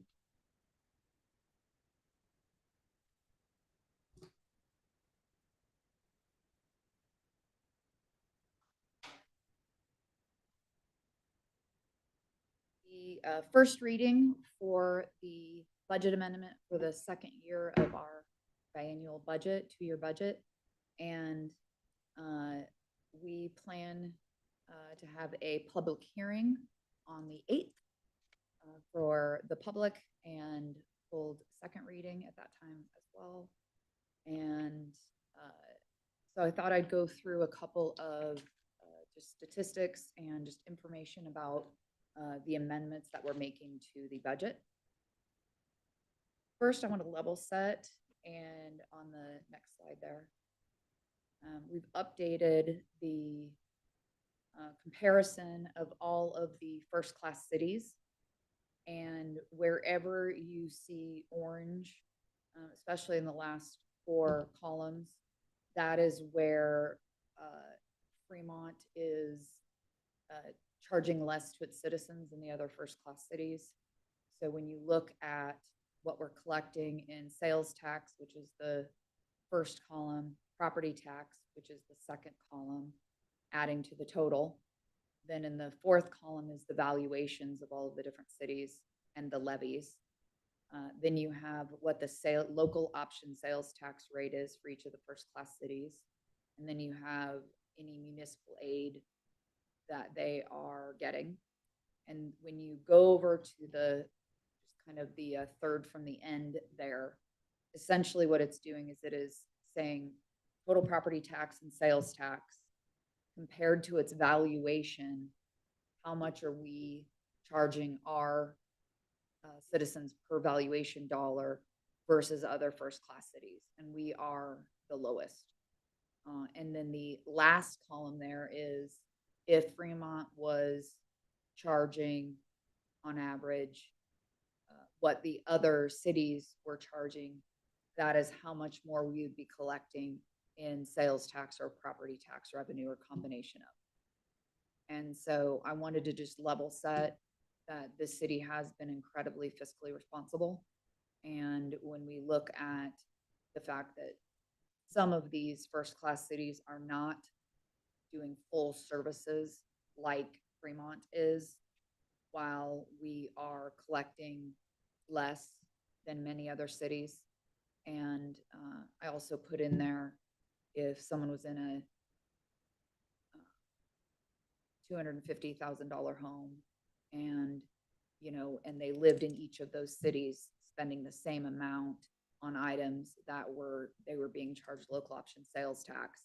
How much would they be paying into the city?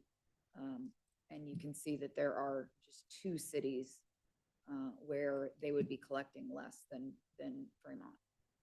So I wanted to just level set that as far as our fiscal responsibility, as far as where we're at. Next is the amendments that we are proposing. We are proposing revenue amendments where we are increasing the revenue expectation compared to what we'd had in the budget. We have gone through, every single department has gone through and looked at reducing costs. And we have gone through with council to look at every line item as far as for each department. And we've moved a lot of costs out for 27. We've also made reductions, permanent reductions where we could. The budget itself is about appropriation. First, you have the cash, and then you have the appropriation to spend the cash. And we do have $6 million as an example, shifting from 26 into 27 related to payments for the law enforcement center, where we already have the cash for that because we issued the bond. So one way you could look at it is other costs have had to be reduced for that one item as an example, in order for us to not have to increase the appropriation for the expense side in our second year budget. So we're leaving that one where it is. We're absorbing it with cost cutting and moving other projects, and we're just increasing our revenue expectations. As you know, the food and beverage ordinance passed. So the 1.7 million there, which is the new amount that we're forecasting to collect in 27, which is a prorated amount because the ordinance takes effect November 1st. So we would start to get those additional dollars in December. The highway allocation incentive, we've heard from the state there that we are estimated to get 3.611 million instead of the 3.5 we forecast. And because we did slightly increase the property tax last year, we qualified for municipal aid in the amount of potentially 18,000 there. Our property tax request that staff is proposing, last year there was an error in the valuation that the city received, and that was around some corporations that had applied for tax credits, and it was assumed that those tax credits were going to be approved or were approved. They weren't. So the 7.2, which was what we thought we were going to get in 26 versus the 7.6, that is additional property tax revenue that we expect to get and end up with due to those corporations. It is no change to the levy or to what anyone in this town was charged based on what you all approved as far as our tax revenue. Because of the new laws on the way we calculate property tax increases, we must start with the prior year estimated amount, which is the 7.6 as reported by the state. And we did reach out to the state, and we also confirmed that we needed to use their updated valuation number, not the one that was on the document that we received from the county. So we've got that in writing from them.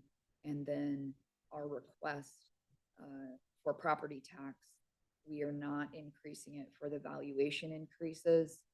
It is just growth of 0.44, and then the inflation factor is what we're recommending. Go to the next slide. So overall, this is a excerpt of what will be in the, if everyone agrees, in the public hearing documents that go out. The levy, we are proposing an increase of 1.89, even though the inflation was 5.26.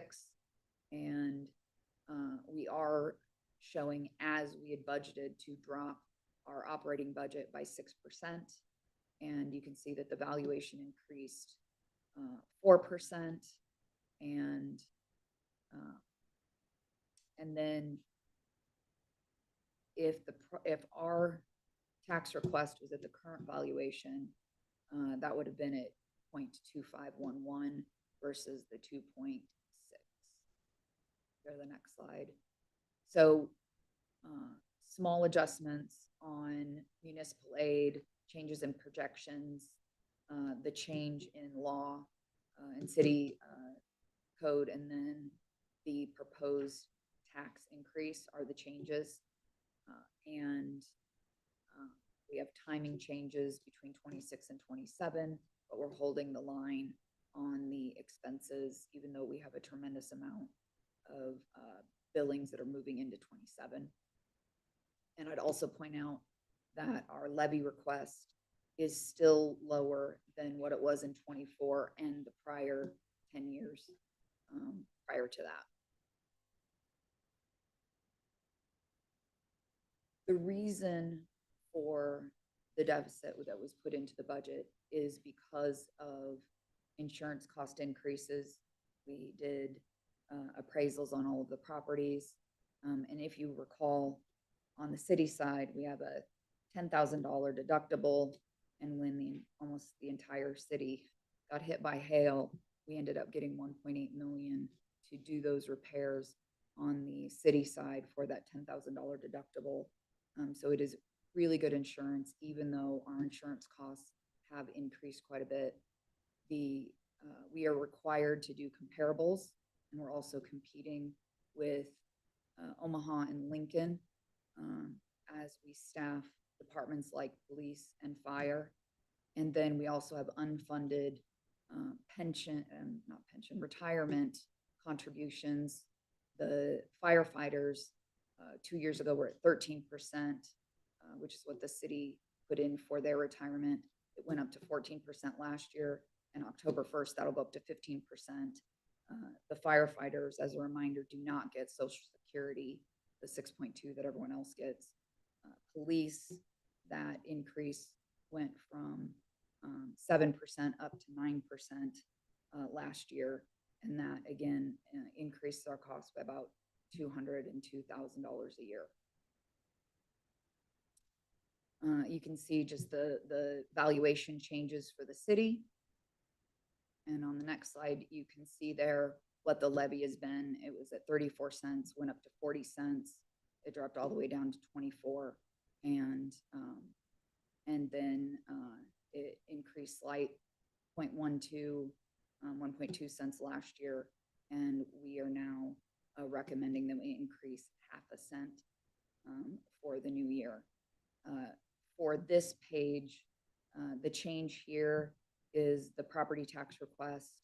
We've got the new valuation for the county or for the city, which is $3 billion. And then the outstanding bond indebtedness has been updated for the law enforcement center bonds that were issued in FY26. So what does this mean for the average citizen, or in my example, someone who's in a $250,000 home? The property tax increase would equate to about $1.08 a month, or $13 for the entire year. And that is still $5.75 less a month than it was 2 years ago. Here is the calculation that we're required to do, where you take the prior year property tax of 7.6, and then we've got the growth. The growth this year was a little over 12 million, and you divide that by the prior year valuation of 2.9 million, and then the inflation percentage. And, you know, I do note that as we went through the budget and we went through all of the different cost drivers that were driving up our costs, we're giving our employees, you all approved a 2.5% increase, while inflation there you can see is 5.26%, which means that, you know, the buying power of what our janitors, our hourly folks, every police, fire, everyone is less purchase power than what we had last year. And the reason this matters is every couple of years, and I think it's 4 where we have to do comparables, that The comparability issue comes up when we're meeting with the union Unions. negotiations. So, Yeah. for example, the police have 2-year contracts. The other employee groups sign 4-year contracts. And so if you're giving raises while inflation is going higher, I would expect that when you do comparables, then you end up with increases like we saw when we did the last comparables, where all of a sudden, instead of us, increasing it bit over time and increasing the revenue with it, you end up with catch-ups, right? So if we're not, let me say it a different way. I want to make sure that when we approve increases or when we don't approve increases, does that really change what we're obligated to pay for salaries and insurance and retirement? Or are we just pushing the problem to the next year and making it bigger for folks next year? I want to make sure that we are pinching our pennies and being fiscally responsible. And I think that means looking at every dollar and making sure that we're not overspending. But at the same time, fiscally responsible also means that when we have obligations that we cannot responsibly avoid, like the salaries and the insurance, that we, I want us to be able to tell the taxpayers that we are paying our bills responsibly and we aren't just putting off needed increases in revenue because we're pushing the problem later, if that makes sense. I don't think I said that as eloquently as I practiced in my head before this meeting. And then again here, we are dropping the operating budget by 6% next year, but it's not truly reflective of all of the work that the departments went through in working to reduce costs and reduce spend, because we have so much from a timing perspective moving in from 26 to 27 for items where we already have the cash. And I'm available for any questions. Councilman Jensen? I appreciate what you went through there. That was, all of us have been in these short meetings. We all know what's been going on over the last, we knew what was coming up here. I think it's kind of important for the public. There was one line you added that I thought was very important for them to hear, was that the increases we're talking about on a $250,000 house are less than $20. 13. Yeah. And that's, I think it's important that as much work as this comes and as the pain of the taxes is being, we take it very seriously, and I appreciate that you kind of explaining that for me. Thank you. Councilman Horner? Thank you, Mayor. Thank you, Jennifer, for the explanation on that. And the other thing too is just thank you for kind of starting, a while back on, raising the alarm on some of this to us. I mean, this is the first time it's been here in public, but I know that there's been some, there's been quite a bit of discussion already. Trying to set up this meeting here, and just pointing out that we've got some difficulties coming at us. The one thing that is a tell for me is when you go back and you look at the history on the levy from the city. You look at that one right there, and we're coming into, when you're looking at about 2021, 2022, as I recall, inflation was pretty significant through those years. 2023, it was pretty significant. I think 2024, it was starting to cool some. We're dropping the levy. We're not raising our levy. I went along with it and I voted it because I don't like taxes no more than anybody else. But at the same time, in the back of my mind, I'm sitting there going, should we really be doing this at this time? What I'm learning now, the lesson I've learned from this is that I, need to be a little bit more like you and maybe a little bit earlier on, start raising some alarms to some of my fellow council members, because I do think we're a little bit behind the curve right now on making the adjustments. I wish we had have done them a little bit sooner. Yeah, I saw in the paper yesterday, I think Omaha's at 45 cents. And when you compare us to the other first-class cities, as an example, Kearney has 60 volunteer firefighters, and they've got, I don't remember if it's 11 or 14 full-time employees, not all firefighters. And so their budget with their fire department is $2.7 million less than ours for 26. And when you look at the number of police that we have per $1,000 finance person through 1,000 people population, and you compare that with other first-class cities, we're light. When you look at the how much square miles are fire from one fire station covering 11, while most of the first-class cities are around 5, and we're the only first-class city that only has 1 fire station. And then we're having to do big jumps when we do comparables because we weren't competitive. No wonder we're having trouble staffing. No wonder, if I was a firefighter, do I want to cover 11 square miles or do I want to cover 5?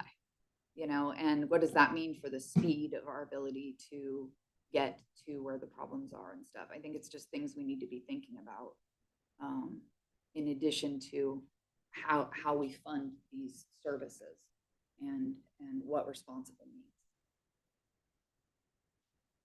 Councilwoman Ganem?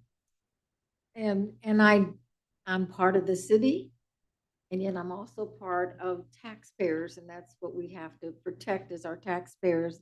And I think the timing couldn't be worse. This is a mid-section or mid-term budget adjustment for a 2-year budget that we have. And I look down the line, and I think our next budget session for the following 2 years is going to be more than a challenge. It's going to be very challenging.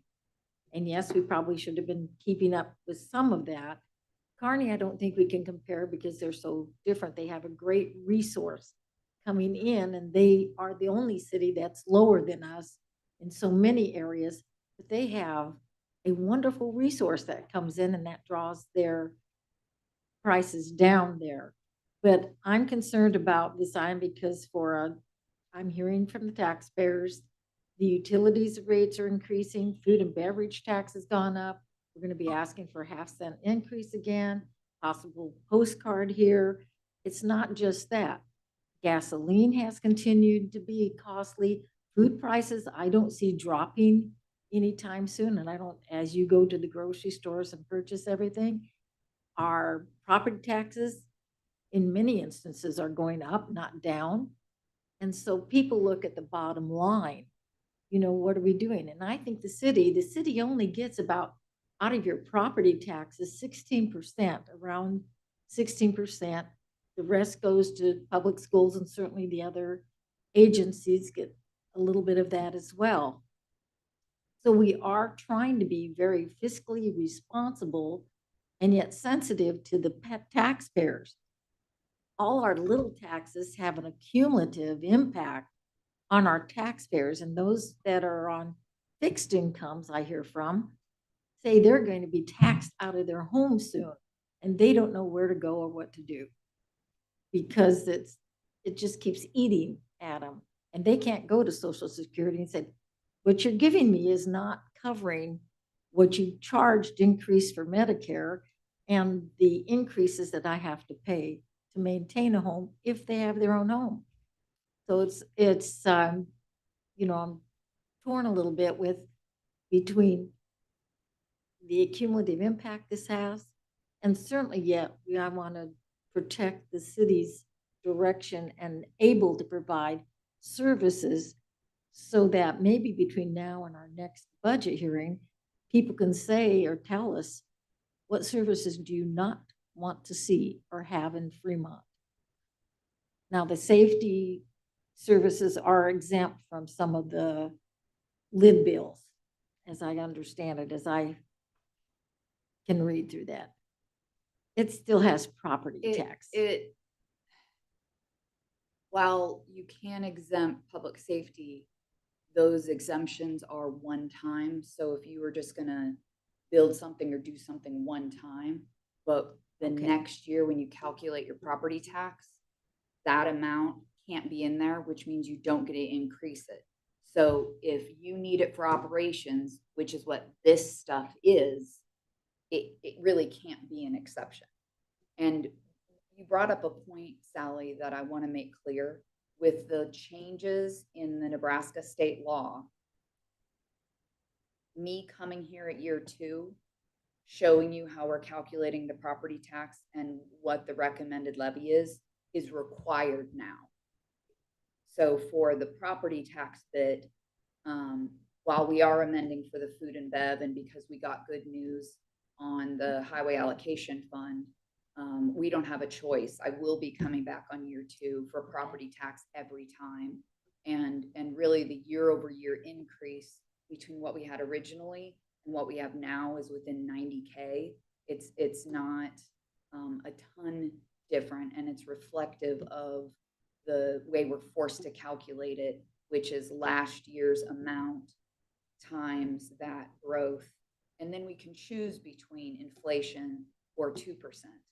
If we would go with the 2% and not do the full inflation, we would be dropping our property tax. And given our deficit that we have related to required bills like the insurance and the unfunded retirement, and which more than eats up the entire request I'm making, you know, I wouldn't think that would be fiscally responsible. No, and I'm very proud that Fremont has been fiscally responsible and that you reduced operating expenses by about 6% that you related today. I just watch people having to tighten their belts because they don't have access to say, I need to have this much more money from other people or other agencies. Like we will have to tell the taxpayers, we need more, but so is everyone else already too. And I hope everyone is just aware of that, and that we also need to act in kind, just like they're having to tighten their belt, that's what we need to do first, is tighten our belt. Yeah, completely agreed. We need to be tightening our belts. We need to be, you know, cutting the dollars that aren't required, which is why every department went through their budget, which is why they went through and identified, you know, quite a bit as we showed each of you. And we also offered up services, you know, that potentially could be cut, you know, but it would be painful for the community to do that. And we first want to try and continue to provide these services and do it in a fiscally responsible way. We're, you know, we have the same issues that everyone else has, which is we got hit with inflation and we got hit with higher insurance and things cost more. And, you know, that is true for us as well. And it's tough. Thank you, Sally. Thank you for your presentation. Councilwoman Lathrop? I just want to thank you, Jen, for this presentation. I appreciate when you have the different cities on there and you can show the citizens the comparisons that Fremont is a good place to be, that we are looking out for the citizens. So thank you for your deep dive, for all of your time, and for your amazing brain into all of this. Thank you. Thanks. And with the law changes starting next July, we are required to go to the public hearings. It will be a joint public hearing between, it'll involve the county, the schools, and the city. That will replace the old pink postcard hearings. This is the last year for the pink postcard hearing, but again, we're going to need to start going to these And I do want to point out that with this increase of the, 108 for the 250, we would have to go to the pink postcard. Councilman Peterson? Well, and I would say thank you and echo what everyone else said. And I do think, and I've, like others, have looked at the budget and sat down and had the meetings and looked at bottom line, and it's sobering to say the least, right? I mean, it is. And so you think, if I were a big business, I'd say, well, I'm going to let 20 people go. Well, we don't have that luxury to say, well, those, I mean, if we did, then what's not getting done? So the first time we have a blizzard, whose street doesn't get plowed at 3 o'clock in the morning instead of maybe it gets plowed at 3 o'clock the following Wednesday, that kind of thing. And I mean, in Omaha, there's streets that don't get plowed, period. So I realize it's tough. I realize it's tight. We can't fix everything, but I would ask, like you said, what services do you want to cut? Should we close the library? Well, heavens no. There's some things there's a reason people come to live here. People do like it here. We have big businesses that like it here. We have jobs. We're growing jobs.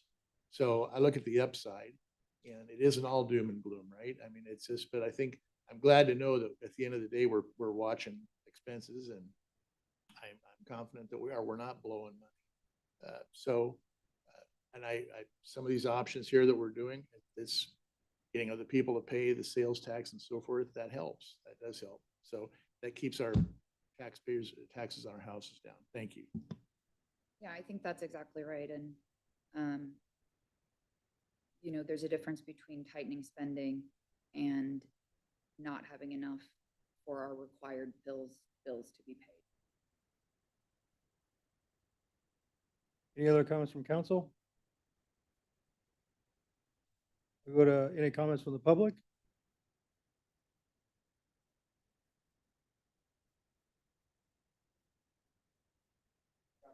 East 12th Street. I wasn't planning to speak on this, but I do just want to say regarding the levy and the rate and this notion that the city isn't taking more, is the city is getting a gigantic assist from the Dodge County assessor. Since 2021, my property valuation, I have done a couple improvements, but not this many, has gone up 58% since 2021. So I am paying the city on the same levy rate. I am paying the city 58% more than I did 5 years ago. And it's great. The inflation number was 5.7% or whatever. Mine went up 8% this year. So it's like, it's nice that it sounds gracious that we're not taking an even bigger bite of the apple, but we are getting a huge assist. And I'm not saying other communities aren't too. I was just looking up some similar properties in Omaha, and Dodge County assessors doing the same thing. Valuations jumping, 5 to 10% every year, stacking the last 5 years, 50, 60%. So I do appreciate that we're trying to reduce costs, but at the same time, I just don't want there to be some idea that we're doing the public some grand favor here, because our valuations have gone up considerably, and so too have the city's receipts from those taxes. Okay.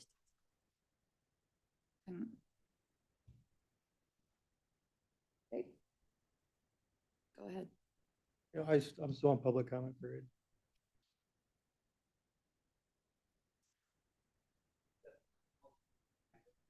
Actually, I didn't realize, I emailed Jen a couple questions. I just want to go on record and say, I didn't realize that you had to get this all prepared. I would have left you alone. So that's all right. She did graciously answer my questions, and I didn't realize you're doing all this on top of that. So thank you. Appreciate it. Any other comments from public? Close the public comment. Councilwoman Ganem? I had asked a very similar question about our taxes going up, our assessment. And I would certainly like to have you explain that we don't really get that money. And then I asked, okay, we're not really getting that money. Where does it go? Who holds it? Because we're not able to spend it any longer. Like you'd get a windfall in the past years when the assessment went up and we could keep the levy the same. That doesn't happen now. But you're the better explainer. So So, Michael, if you go to the slide that shows all the different levies. Oh, go back. That one. So what used to happen in Fremont for a long time, they left the levy the same, and as the valuation went up, we reaped the increase in revenues.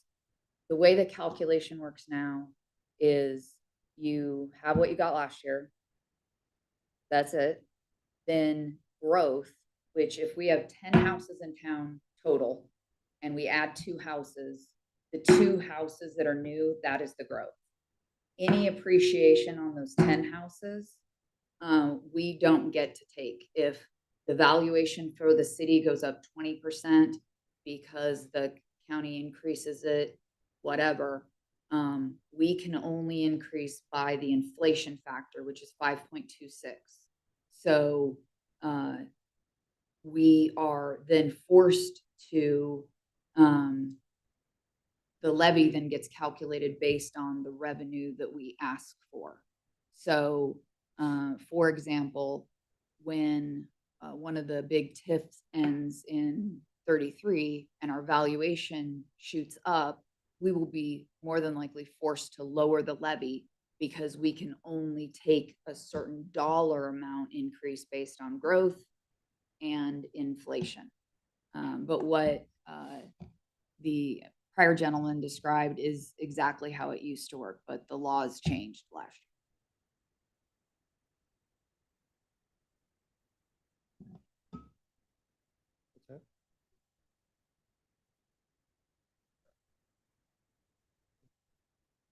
Yeah, we'll need to receive the presentation. This one wasn't in the packet, so it'll be included in the minutes.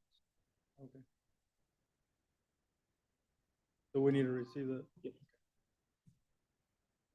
You want me to take any more comment from council, or just go ahead and go through it? If you want to do the motion now, I would appreciate it. All right. I'll take a motion to receive. Councilman Vaughn, I'll go ahead and make that motion to receive. Councilman Jensen, And I will second.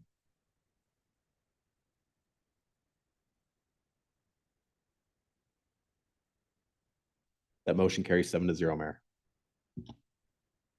And Mr. Mayor, I apologize because I think I granted Sally the permission to speak at one point earlier when really that's supposed to be you. I got you. Don't worry. Okay. Councilman Vaughn. I just feel like I have to mention the fact that we've gone decades upon decades with not doing our city justice, in my opinion. When we look at our fire station, our police station, and the sad, sorry state that they're in, our first responders deserve better. The infrastructure improvements that have been so long overdue that we have put off and put off and put off. It's the proverbial kick the can down the road. And would it have been nice to build some of these things out at a 20% less cost in 10 years ago? Absolutely. But we are doing the right thing, and we are doing the best we can to be as fiscally responsible as we can be, given the environment that we're living. 5.7% inflation, that kicks everybody in the teeth. That's not fun at all. But I hope that the public can appreciate that this council is doing everything that it can in order to make the best of the cards that we've been dealt. And changes to state law, you know, and comparing ourselves in the past to other like cities that weren't within a stone's throw of Omaha. I mean, the fire and the police, we were almost just like the training ground for these folks to come and get certified, and off they went, you know, to drive 30 minutes away and make substantially more money. And we've corrected a lot of those things, and they're not free, but they're making our city safer and better, and our retention rates are hopefully going to continue to increase. But this is the price we pay for the location that we live in relation to Omaha, Lincoln, and other major metropolitan areas that we actually are competing with. Not the Carneys, not the Grand Islands, those aren't really comparables, and I think we all have come to realize that. But we're paying the price tag for decades upon decades of malaise that have gone unaddressed. And sure, yeah, a lot of folks maybe were happy. We kept those taxes awful darn low. But I challenge any one of you to step into the fire station or the current police station and go, this is acceptable for our first responders. It's absolutely not. And so we are doing the right things, and we're doing it as fiscally responsible as we possibly can.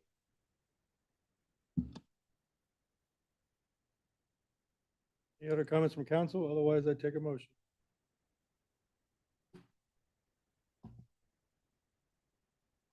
Councilman Jensen, I'll make the motion to hold first reading of ordinance 5757, the second year of the biennial budget. Councilman Horner, I'll second that.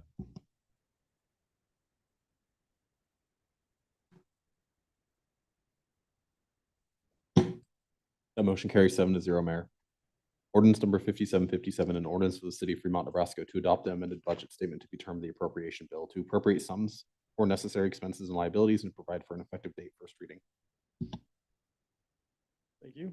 Item 22, resolution 2026-219, submitting the question of adding 0.5% sales tax to registered voters at general election to be held November 3rd, 2026. Staff? Good evening, Honorable Mayor and members of City Council. Jody Sanders, City Administrator. The resolution that you have before you is approving ballot language to go on the November 3rd ballot, asking the residents of the city of Fremont if they would be willing to consider adding the additional half-cent sales tax to the 1.5% we already receive. When we started down the road of building the police station and then subsequently the fire station and the satellite station, we had set us, the council, I shouldn't say we, councils before you set aside reserves to start that process with the police station. Those funds were expended, and then the rest would be paid for by bonds. And from the beginning, we anticipated that we would also issue bonds for the fire stations with the idea that we would pay those bonds back from the sales tax that we collect to support public safety, both fire and police. The reality is, no matter how much we go back to the designers and say, we need to downsize, we need to make sure that, we're being very fiscally responsible, construction costs continue to ratchet up. So I'm personally of the opinion the longer we wait, the more expensive it becomes. But we realize that while it works out on paper to use the existing sales tax funds that we had coming in for public safety, the reality is that we would be sacrificing future equipment purchases, because with the costs that we have for the police station and the two fire stations, the costs for those altogether would basically take all of the public safety dollars that we receive through the existing sales tax. And so it seems reasonable that we would come and ask for, this is simply asking council to place the question on the ballot for voters to decide in November. If we are able to add that extra half-cent sales tax. On the slide that Jen had that you've received into the record now, and it shows the number of cities that are already at that 2% and of sales tax. And one of the things that I'd point out is those communities are the ones most often that when we do the comparisons, those are the cities that we're comparing to. And so, it seems, as Jen and I have looked at things, seems kind of irresponsible to not make that additional request that other communities and that additional step that other communities have taken. with this extra half cent, that's just the last half cent that could be imposed, we are required to enter into an interlocal agreement with a local jurisdiction. In our case, we're looking to the county to consider entering into an interlocal agreement with us. The satellite fire station that is currently being worked on from a design standpoint, we don't expect to break ground until 2027. But as a part of that, there's a component in the building that would include a backup communications center, the 911 center. And so the county does contribute to both the operations and capital improvements for the dispatch center. And so basically that would be the first step of what this interlocal would offer up, that there would be very limited onus on the county as part of this interlocal. The proposed amount that we're asking, the reason why we're asking for the money and basically the spending of the funds would be to pay down the debt service on the bonds for the fire stations.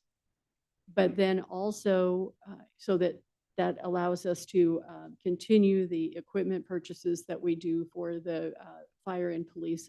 On the fire, we do have some capital expenditures every year, but more so on the police side with buying new cruisers. They go through them pretty fast and rack up the miles on the cruisers that we do have. But any funds that would exceed the amount that we need to satisfy the debt on a 20-year bonds could be used for other public infrastructure. And that's something where, the city continues to work with the county on things that are in our extraterritorial jurisdiction. So basically outside of the city limits, but within 2 miles.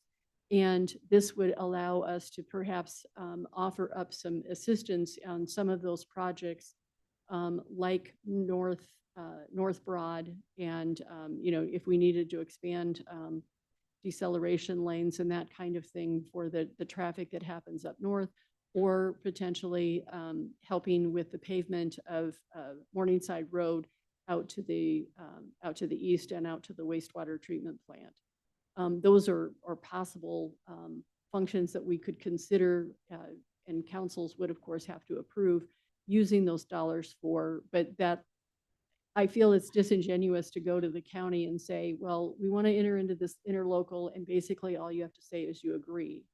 I feel like in order for it to be a true interlocal, there needs to be some incentive for the county to be willing to do this, other than the very good reason that as taxpayers in the city of Fremont, we are in fact also taxpayers to Dodge County.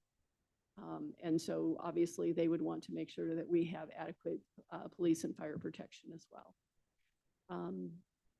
As I said, it is something that this is just the ballot language. This isn't approving the additional tax. It's only approving the budget or the ballot language. And I'll take any questions.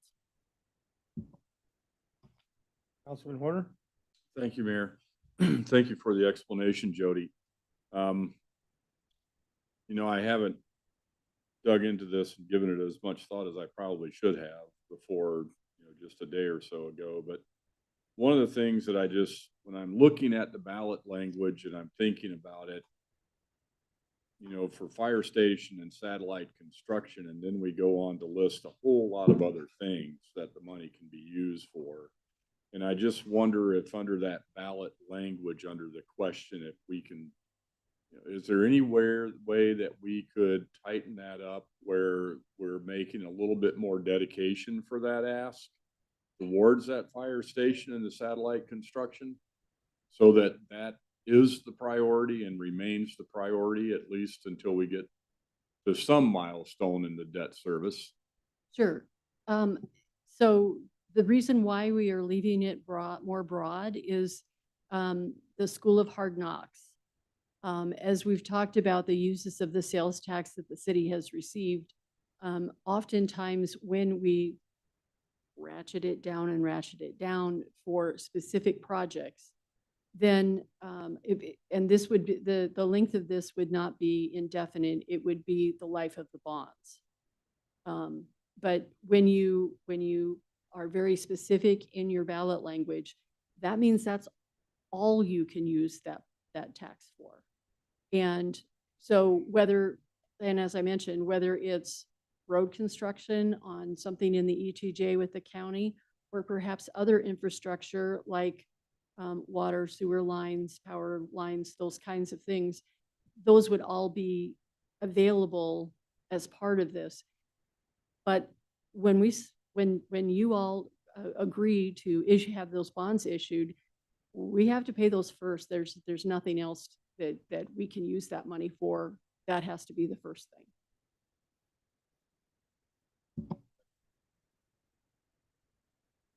You got Councilman Jensen. Yeah, I appreciate what you said, and I agree with you pretty much. I think Blair's and my concern is too, if it looks way complicated, it's asking for 0.5%. It's easier for people to say no than if it could be made a little simpler. But I certainly understand why it maybe isn't in our best interest to do that. I would just add, Councilman Horner and Jensen, that language comes from the statute for public infrastructure. Yeah. Councilwoman Ganem. And again, it's another tax that we're asking to put on taxpayers, and it's a little guy that's gonna have to end up paying at that. I mean, we've already, if we look at what we're asking for already, just as a city, the beverage and food taxes, the property taxes, this tax, it has an accumulative impact. And there may be a mindset with public, at least this will go to a vote to public, and they can say yay or nay for this tax. What happens if they say nay? Then we'll need to look, first of all, at whether or not we will be able to build a new fire station, one, let alone two.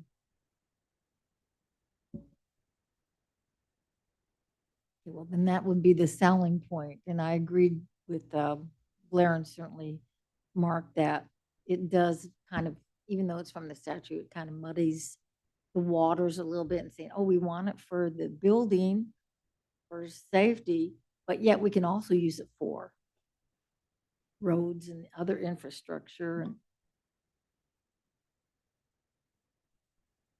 Councilman Peterson.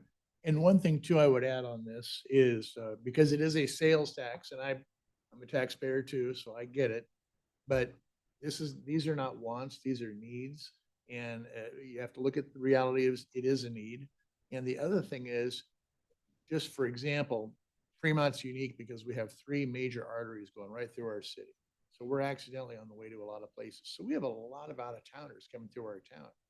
And so if you're, like, for example, you go down Highway or 23rd Street through town. I believe the number I heard quoted at least recently, not from anybody here, 22,000 people a day drive down that thing. And they're not all from here, but they all do one thing. They stop, buy gas, get a Coke, get a burger, whatever it may be. And so these are people from who knows what county, who knows what state, and they're paying that sales tax. So it's not all on us. I know we're going to pay it. I understand that. What I'm saying is that's why you only need to ask for this little bit, because you do that times the exponential numbers, and boom, it ends up being a lot of money. And it ends up being, what does that look like? That looks like a new fire station. That looks like a satellite station. So while I don't like paying more taxes, I hate it as much as anybody else. At least we're sharing it, sharing the pain with people that drive through our town, which is a lot. A lot of people do drive through our town. We can't forget that we're not just this locked in here. So anyway, thank you. Any other comments from council? We'll go to public comment. Seeing none, I'll close public comment and come back to council for a motion. Councilman Horner. I will make the motion that we approve resolution and hold, is this first reading on this one? Oh, it's a resolution, I'm sorry. Resolution 2026-219, submitting the question of adding a 0.5 cent sales tax to registered voters. Councilwoman Lathrop? And I will second.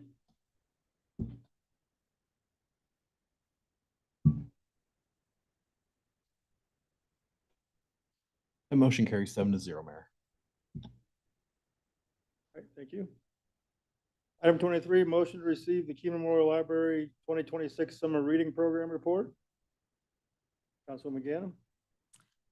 Yes, I had invited our library director, and I had wanted her to certainly explain a little bit about the summer reading program. And by the way, it was the top story in the Fremont Tribune this weekend. So thank you for that. But there's so many good things that happen in our community and so many good things that happen with our public library and its use that I asked her to just highlight some of the activities that were going on during this summer. So hope you enjoy it. Thank you, Sally. Honorable Mayor and City Council, given the hour, I will keep it brief. But I'm glad to go out on a high note. We had over 1,270 people, 1,271, participate in the summer reading program this year. That's up from last year, which was, I believe, about 1,250. Almost half finished the program, and that means logging 30 days of reading between May 18th and July 31st. Our highest Our highest participation category was the age group under the age of 12. We had 64%. The reason that is really significant is not in your staff report. There are studies out there, and I can find them for you, that show our 3rd through 5th graders lose 20% of their reading skills over the summer if they don't continue reading. If they don't do more homework style math, they lose 27% of those math skills. So if we can engage them in any kind of word problems or Sudoku or whatever, just to keep them thinking about numbers, it helps. Summer reading program gamifies reading for them, makes it fun. They earn prizes, and it's not just the little trinkets from Oriental Trading anymore. We have the bubble pop thingies, the fidget spinners, we have nail polish, we have books, surprise, but there are amazing amounts of things. Our youth services librarian does a great job shopping very carefully with money given to us by the Friends of Keene Memorial Library to sponsor those prizes. She works within a budget of about $9,000. And this year we gave out over 2,200 prizes. They earned over 4,000, but not everybody comes in and picks them up. I think one of the funnest things is that those 1,200 people logged over 31,000 days. I have not done how many that is on average per person, but that's a lot of days. We hatched a new idea this year, literally. We had 2 incubators full of chicken eggs. In late June, they came in and people got to watch them, and the incubators would rotate them. And after about 15 days, they candled the eggs, where they kind of take a look and see, are they growing? Are they getting where they need to be? In the end, we had 7 healthy chicks hatch, and they hatched overnight, of course. We couldn't be there to watch it. But as soon as we posted, people showed up that morning, and we had over 1,400 people come look at eggs and chicks during that 15, 20-day period. And the kids were delighted to sit there and look, and I think they started naming them. They did go back to the 4-H, or to the extension office, excuse me, and go back to the farm where they came from. We did not get to keep them, but that was a really fun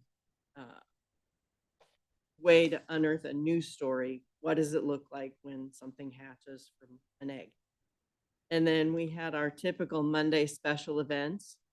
We had wildlife encounters with over 830 people at 3 shows, to be fair. The other shows were not quite so big, but they were 2 shows apiece. Henry Dorley Zoo came out this year. That was our first year having them out, and they had over 500 people at 2 shows. Jeff Quinn, our magician, always had a great show, and this year he was the Jurassic magician. Stomp, Chomp, Roar is an interactive dinosaur education program. And then the big trucks at Christensen Field parking lot. That highlights one of our biggest partnerships within the city is with Parks and Rec. We also have partnerships with Gallery 92. They send face painters up for our kickoff parties. We had our first adult kickoff party this year with mocktails. And the names just left my head. The Great Minsby, it was a mojito inspired drink. And then 20,000 Leagues was a blue-green kind of like a raspberry lemonade flavored drink. And we've had a request to do that party again next year, kicking off the summer reading program for adults and one for teens as well. So we had a lot of teen involvement, which if you have a teenager, you know, getting them off their screens is next to impossible. They came out, they did book bling, which is diamond art on your favorite books, and they want to do it again next year. We had 21 teens show up to that program. 21. It might not sound like a lot to you, but for us, it's incredible. So that is the highlights of summer reading. You can see a lot of the dry numbers on the very back page of the report. Councilman Horner? Thank you, Mayor, and thank you, Laura, for, yeah, it's truly a nice, pleasant note to end the night on. And, you know, I just want to say that I am really pleased that you chose the path of righteousness and you're not going to keep those chickens because that'd be against the ordinance of the city of Fremont. There you go. Councilman Jensen? Yeah, I also want to say thank you too. You see me there, you know, we do daycare for our youngest granddaughter. She's 4. Our proximity to that place, we're there 3 times a week. And she got to see the chicks. And actually, she didn't see the chicks. She saw the eggs and they were gone. But one of your librarians took a picture of them and had them on her phone and showed her the chicks that way. And the different things they can do at the library, the computers with the sorting games and everything. It isn't, she's 4, so she isn't reading heavily yet, but people say maybe the library should go away and just put it all on Amazon, but our community library is so much different than just books, and I hope people understand that. Councilman Vaughn? Just one more comment, and maybe not directly attributable to this particular program. I have a young daughter, and just the other day, a group of 5th, 6th, and 7th grade girls wanted to embark upon a trek to the library because the library has become cool again. So thank you very much for that. That's awesome. Thank you. Councilwoman Gannon? No, I'll end it and say thank you, Laura, for your presentation and certainly for offering these kind of activities for our community. And certainly I hope community members will partake of our library and explore what it has. It has a lot more than just books on a shelf, and there's a lot more to do than what you've ever imagined. Plus, I'm on the Animal Control Committee, so thank you for not keeping those chicks. We kept them until they were no longer cute. Actually, I guess I'm told we got rid of them the day before they stopped being cute.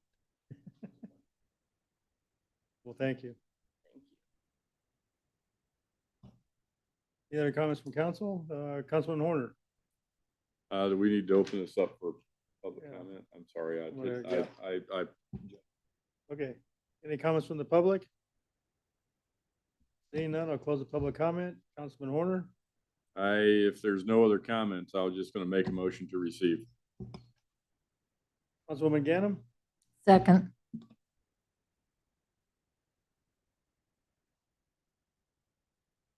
That motion carries 7-0, Mayor. need a motion to adjourn. Councilman Jensen, I will make the motion to adjourn. Councilman Marsh, Second.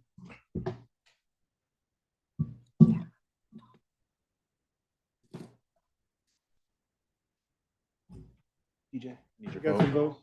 Blair, I need your vote too. I need your vote. I know you want to stay. That motion carries 7-0, Mayor. We are adjourned.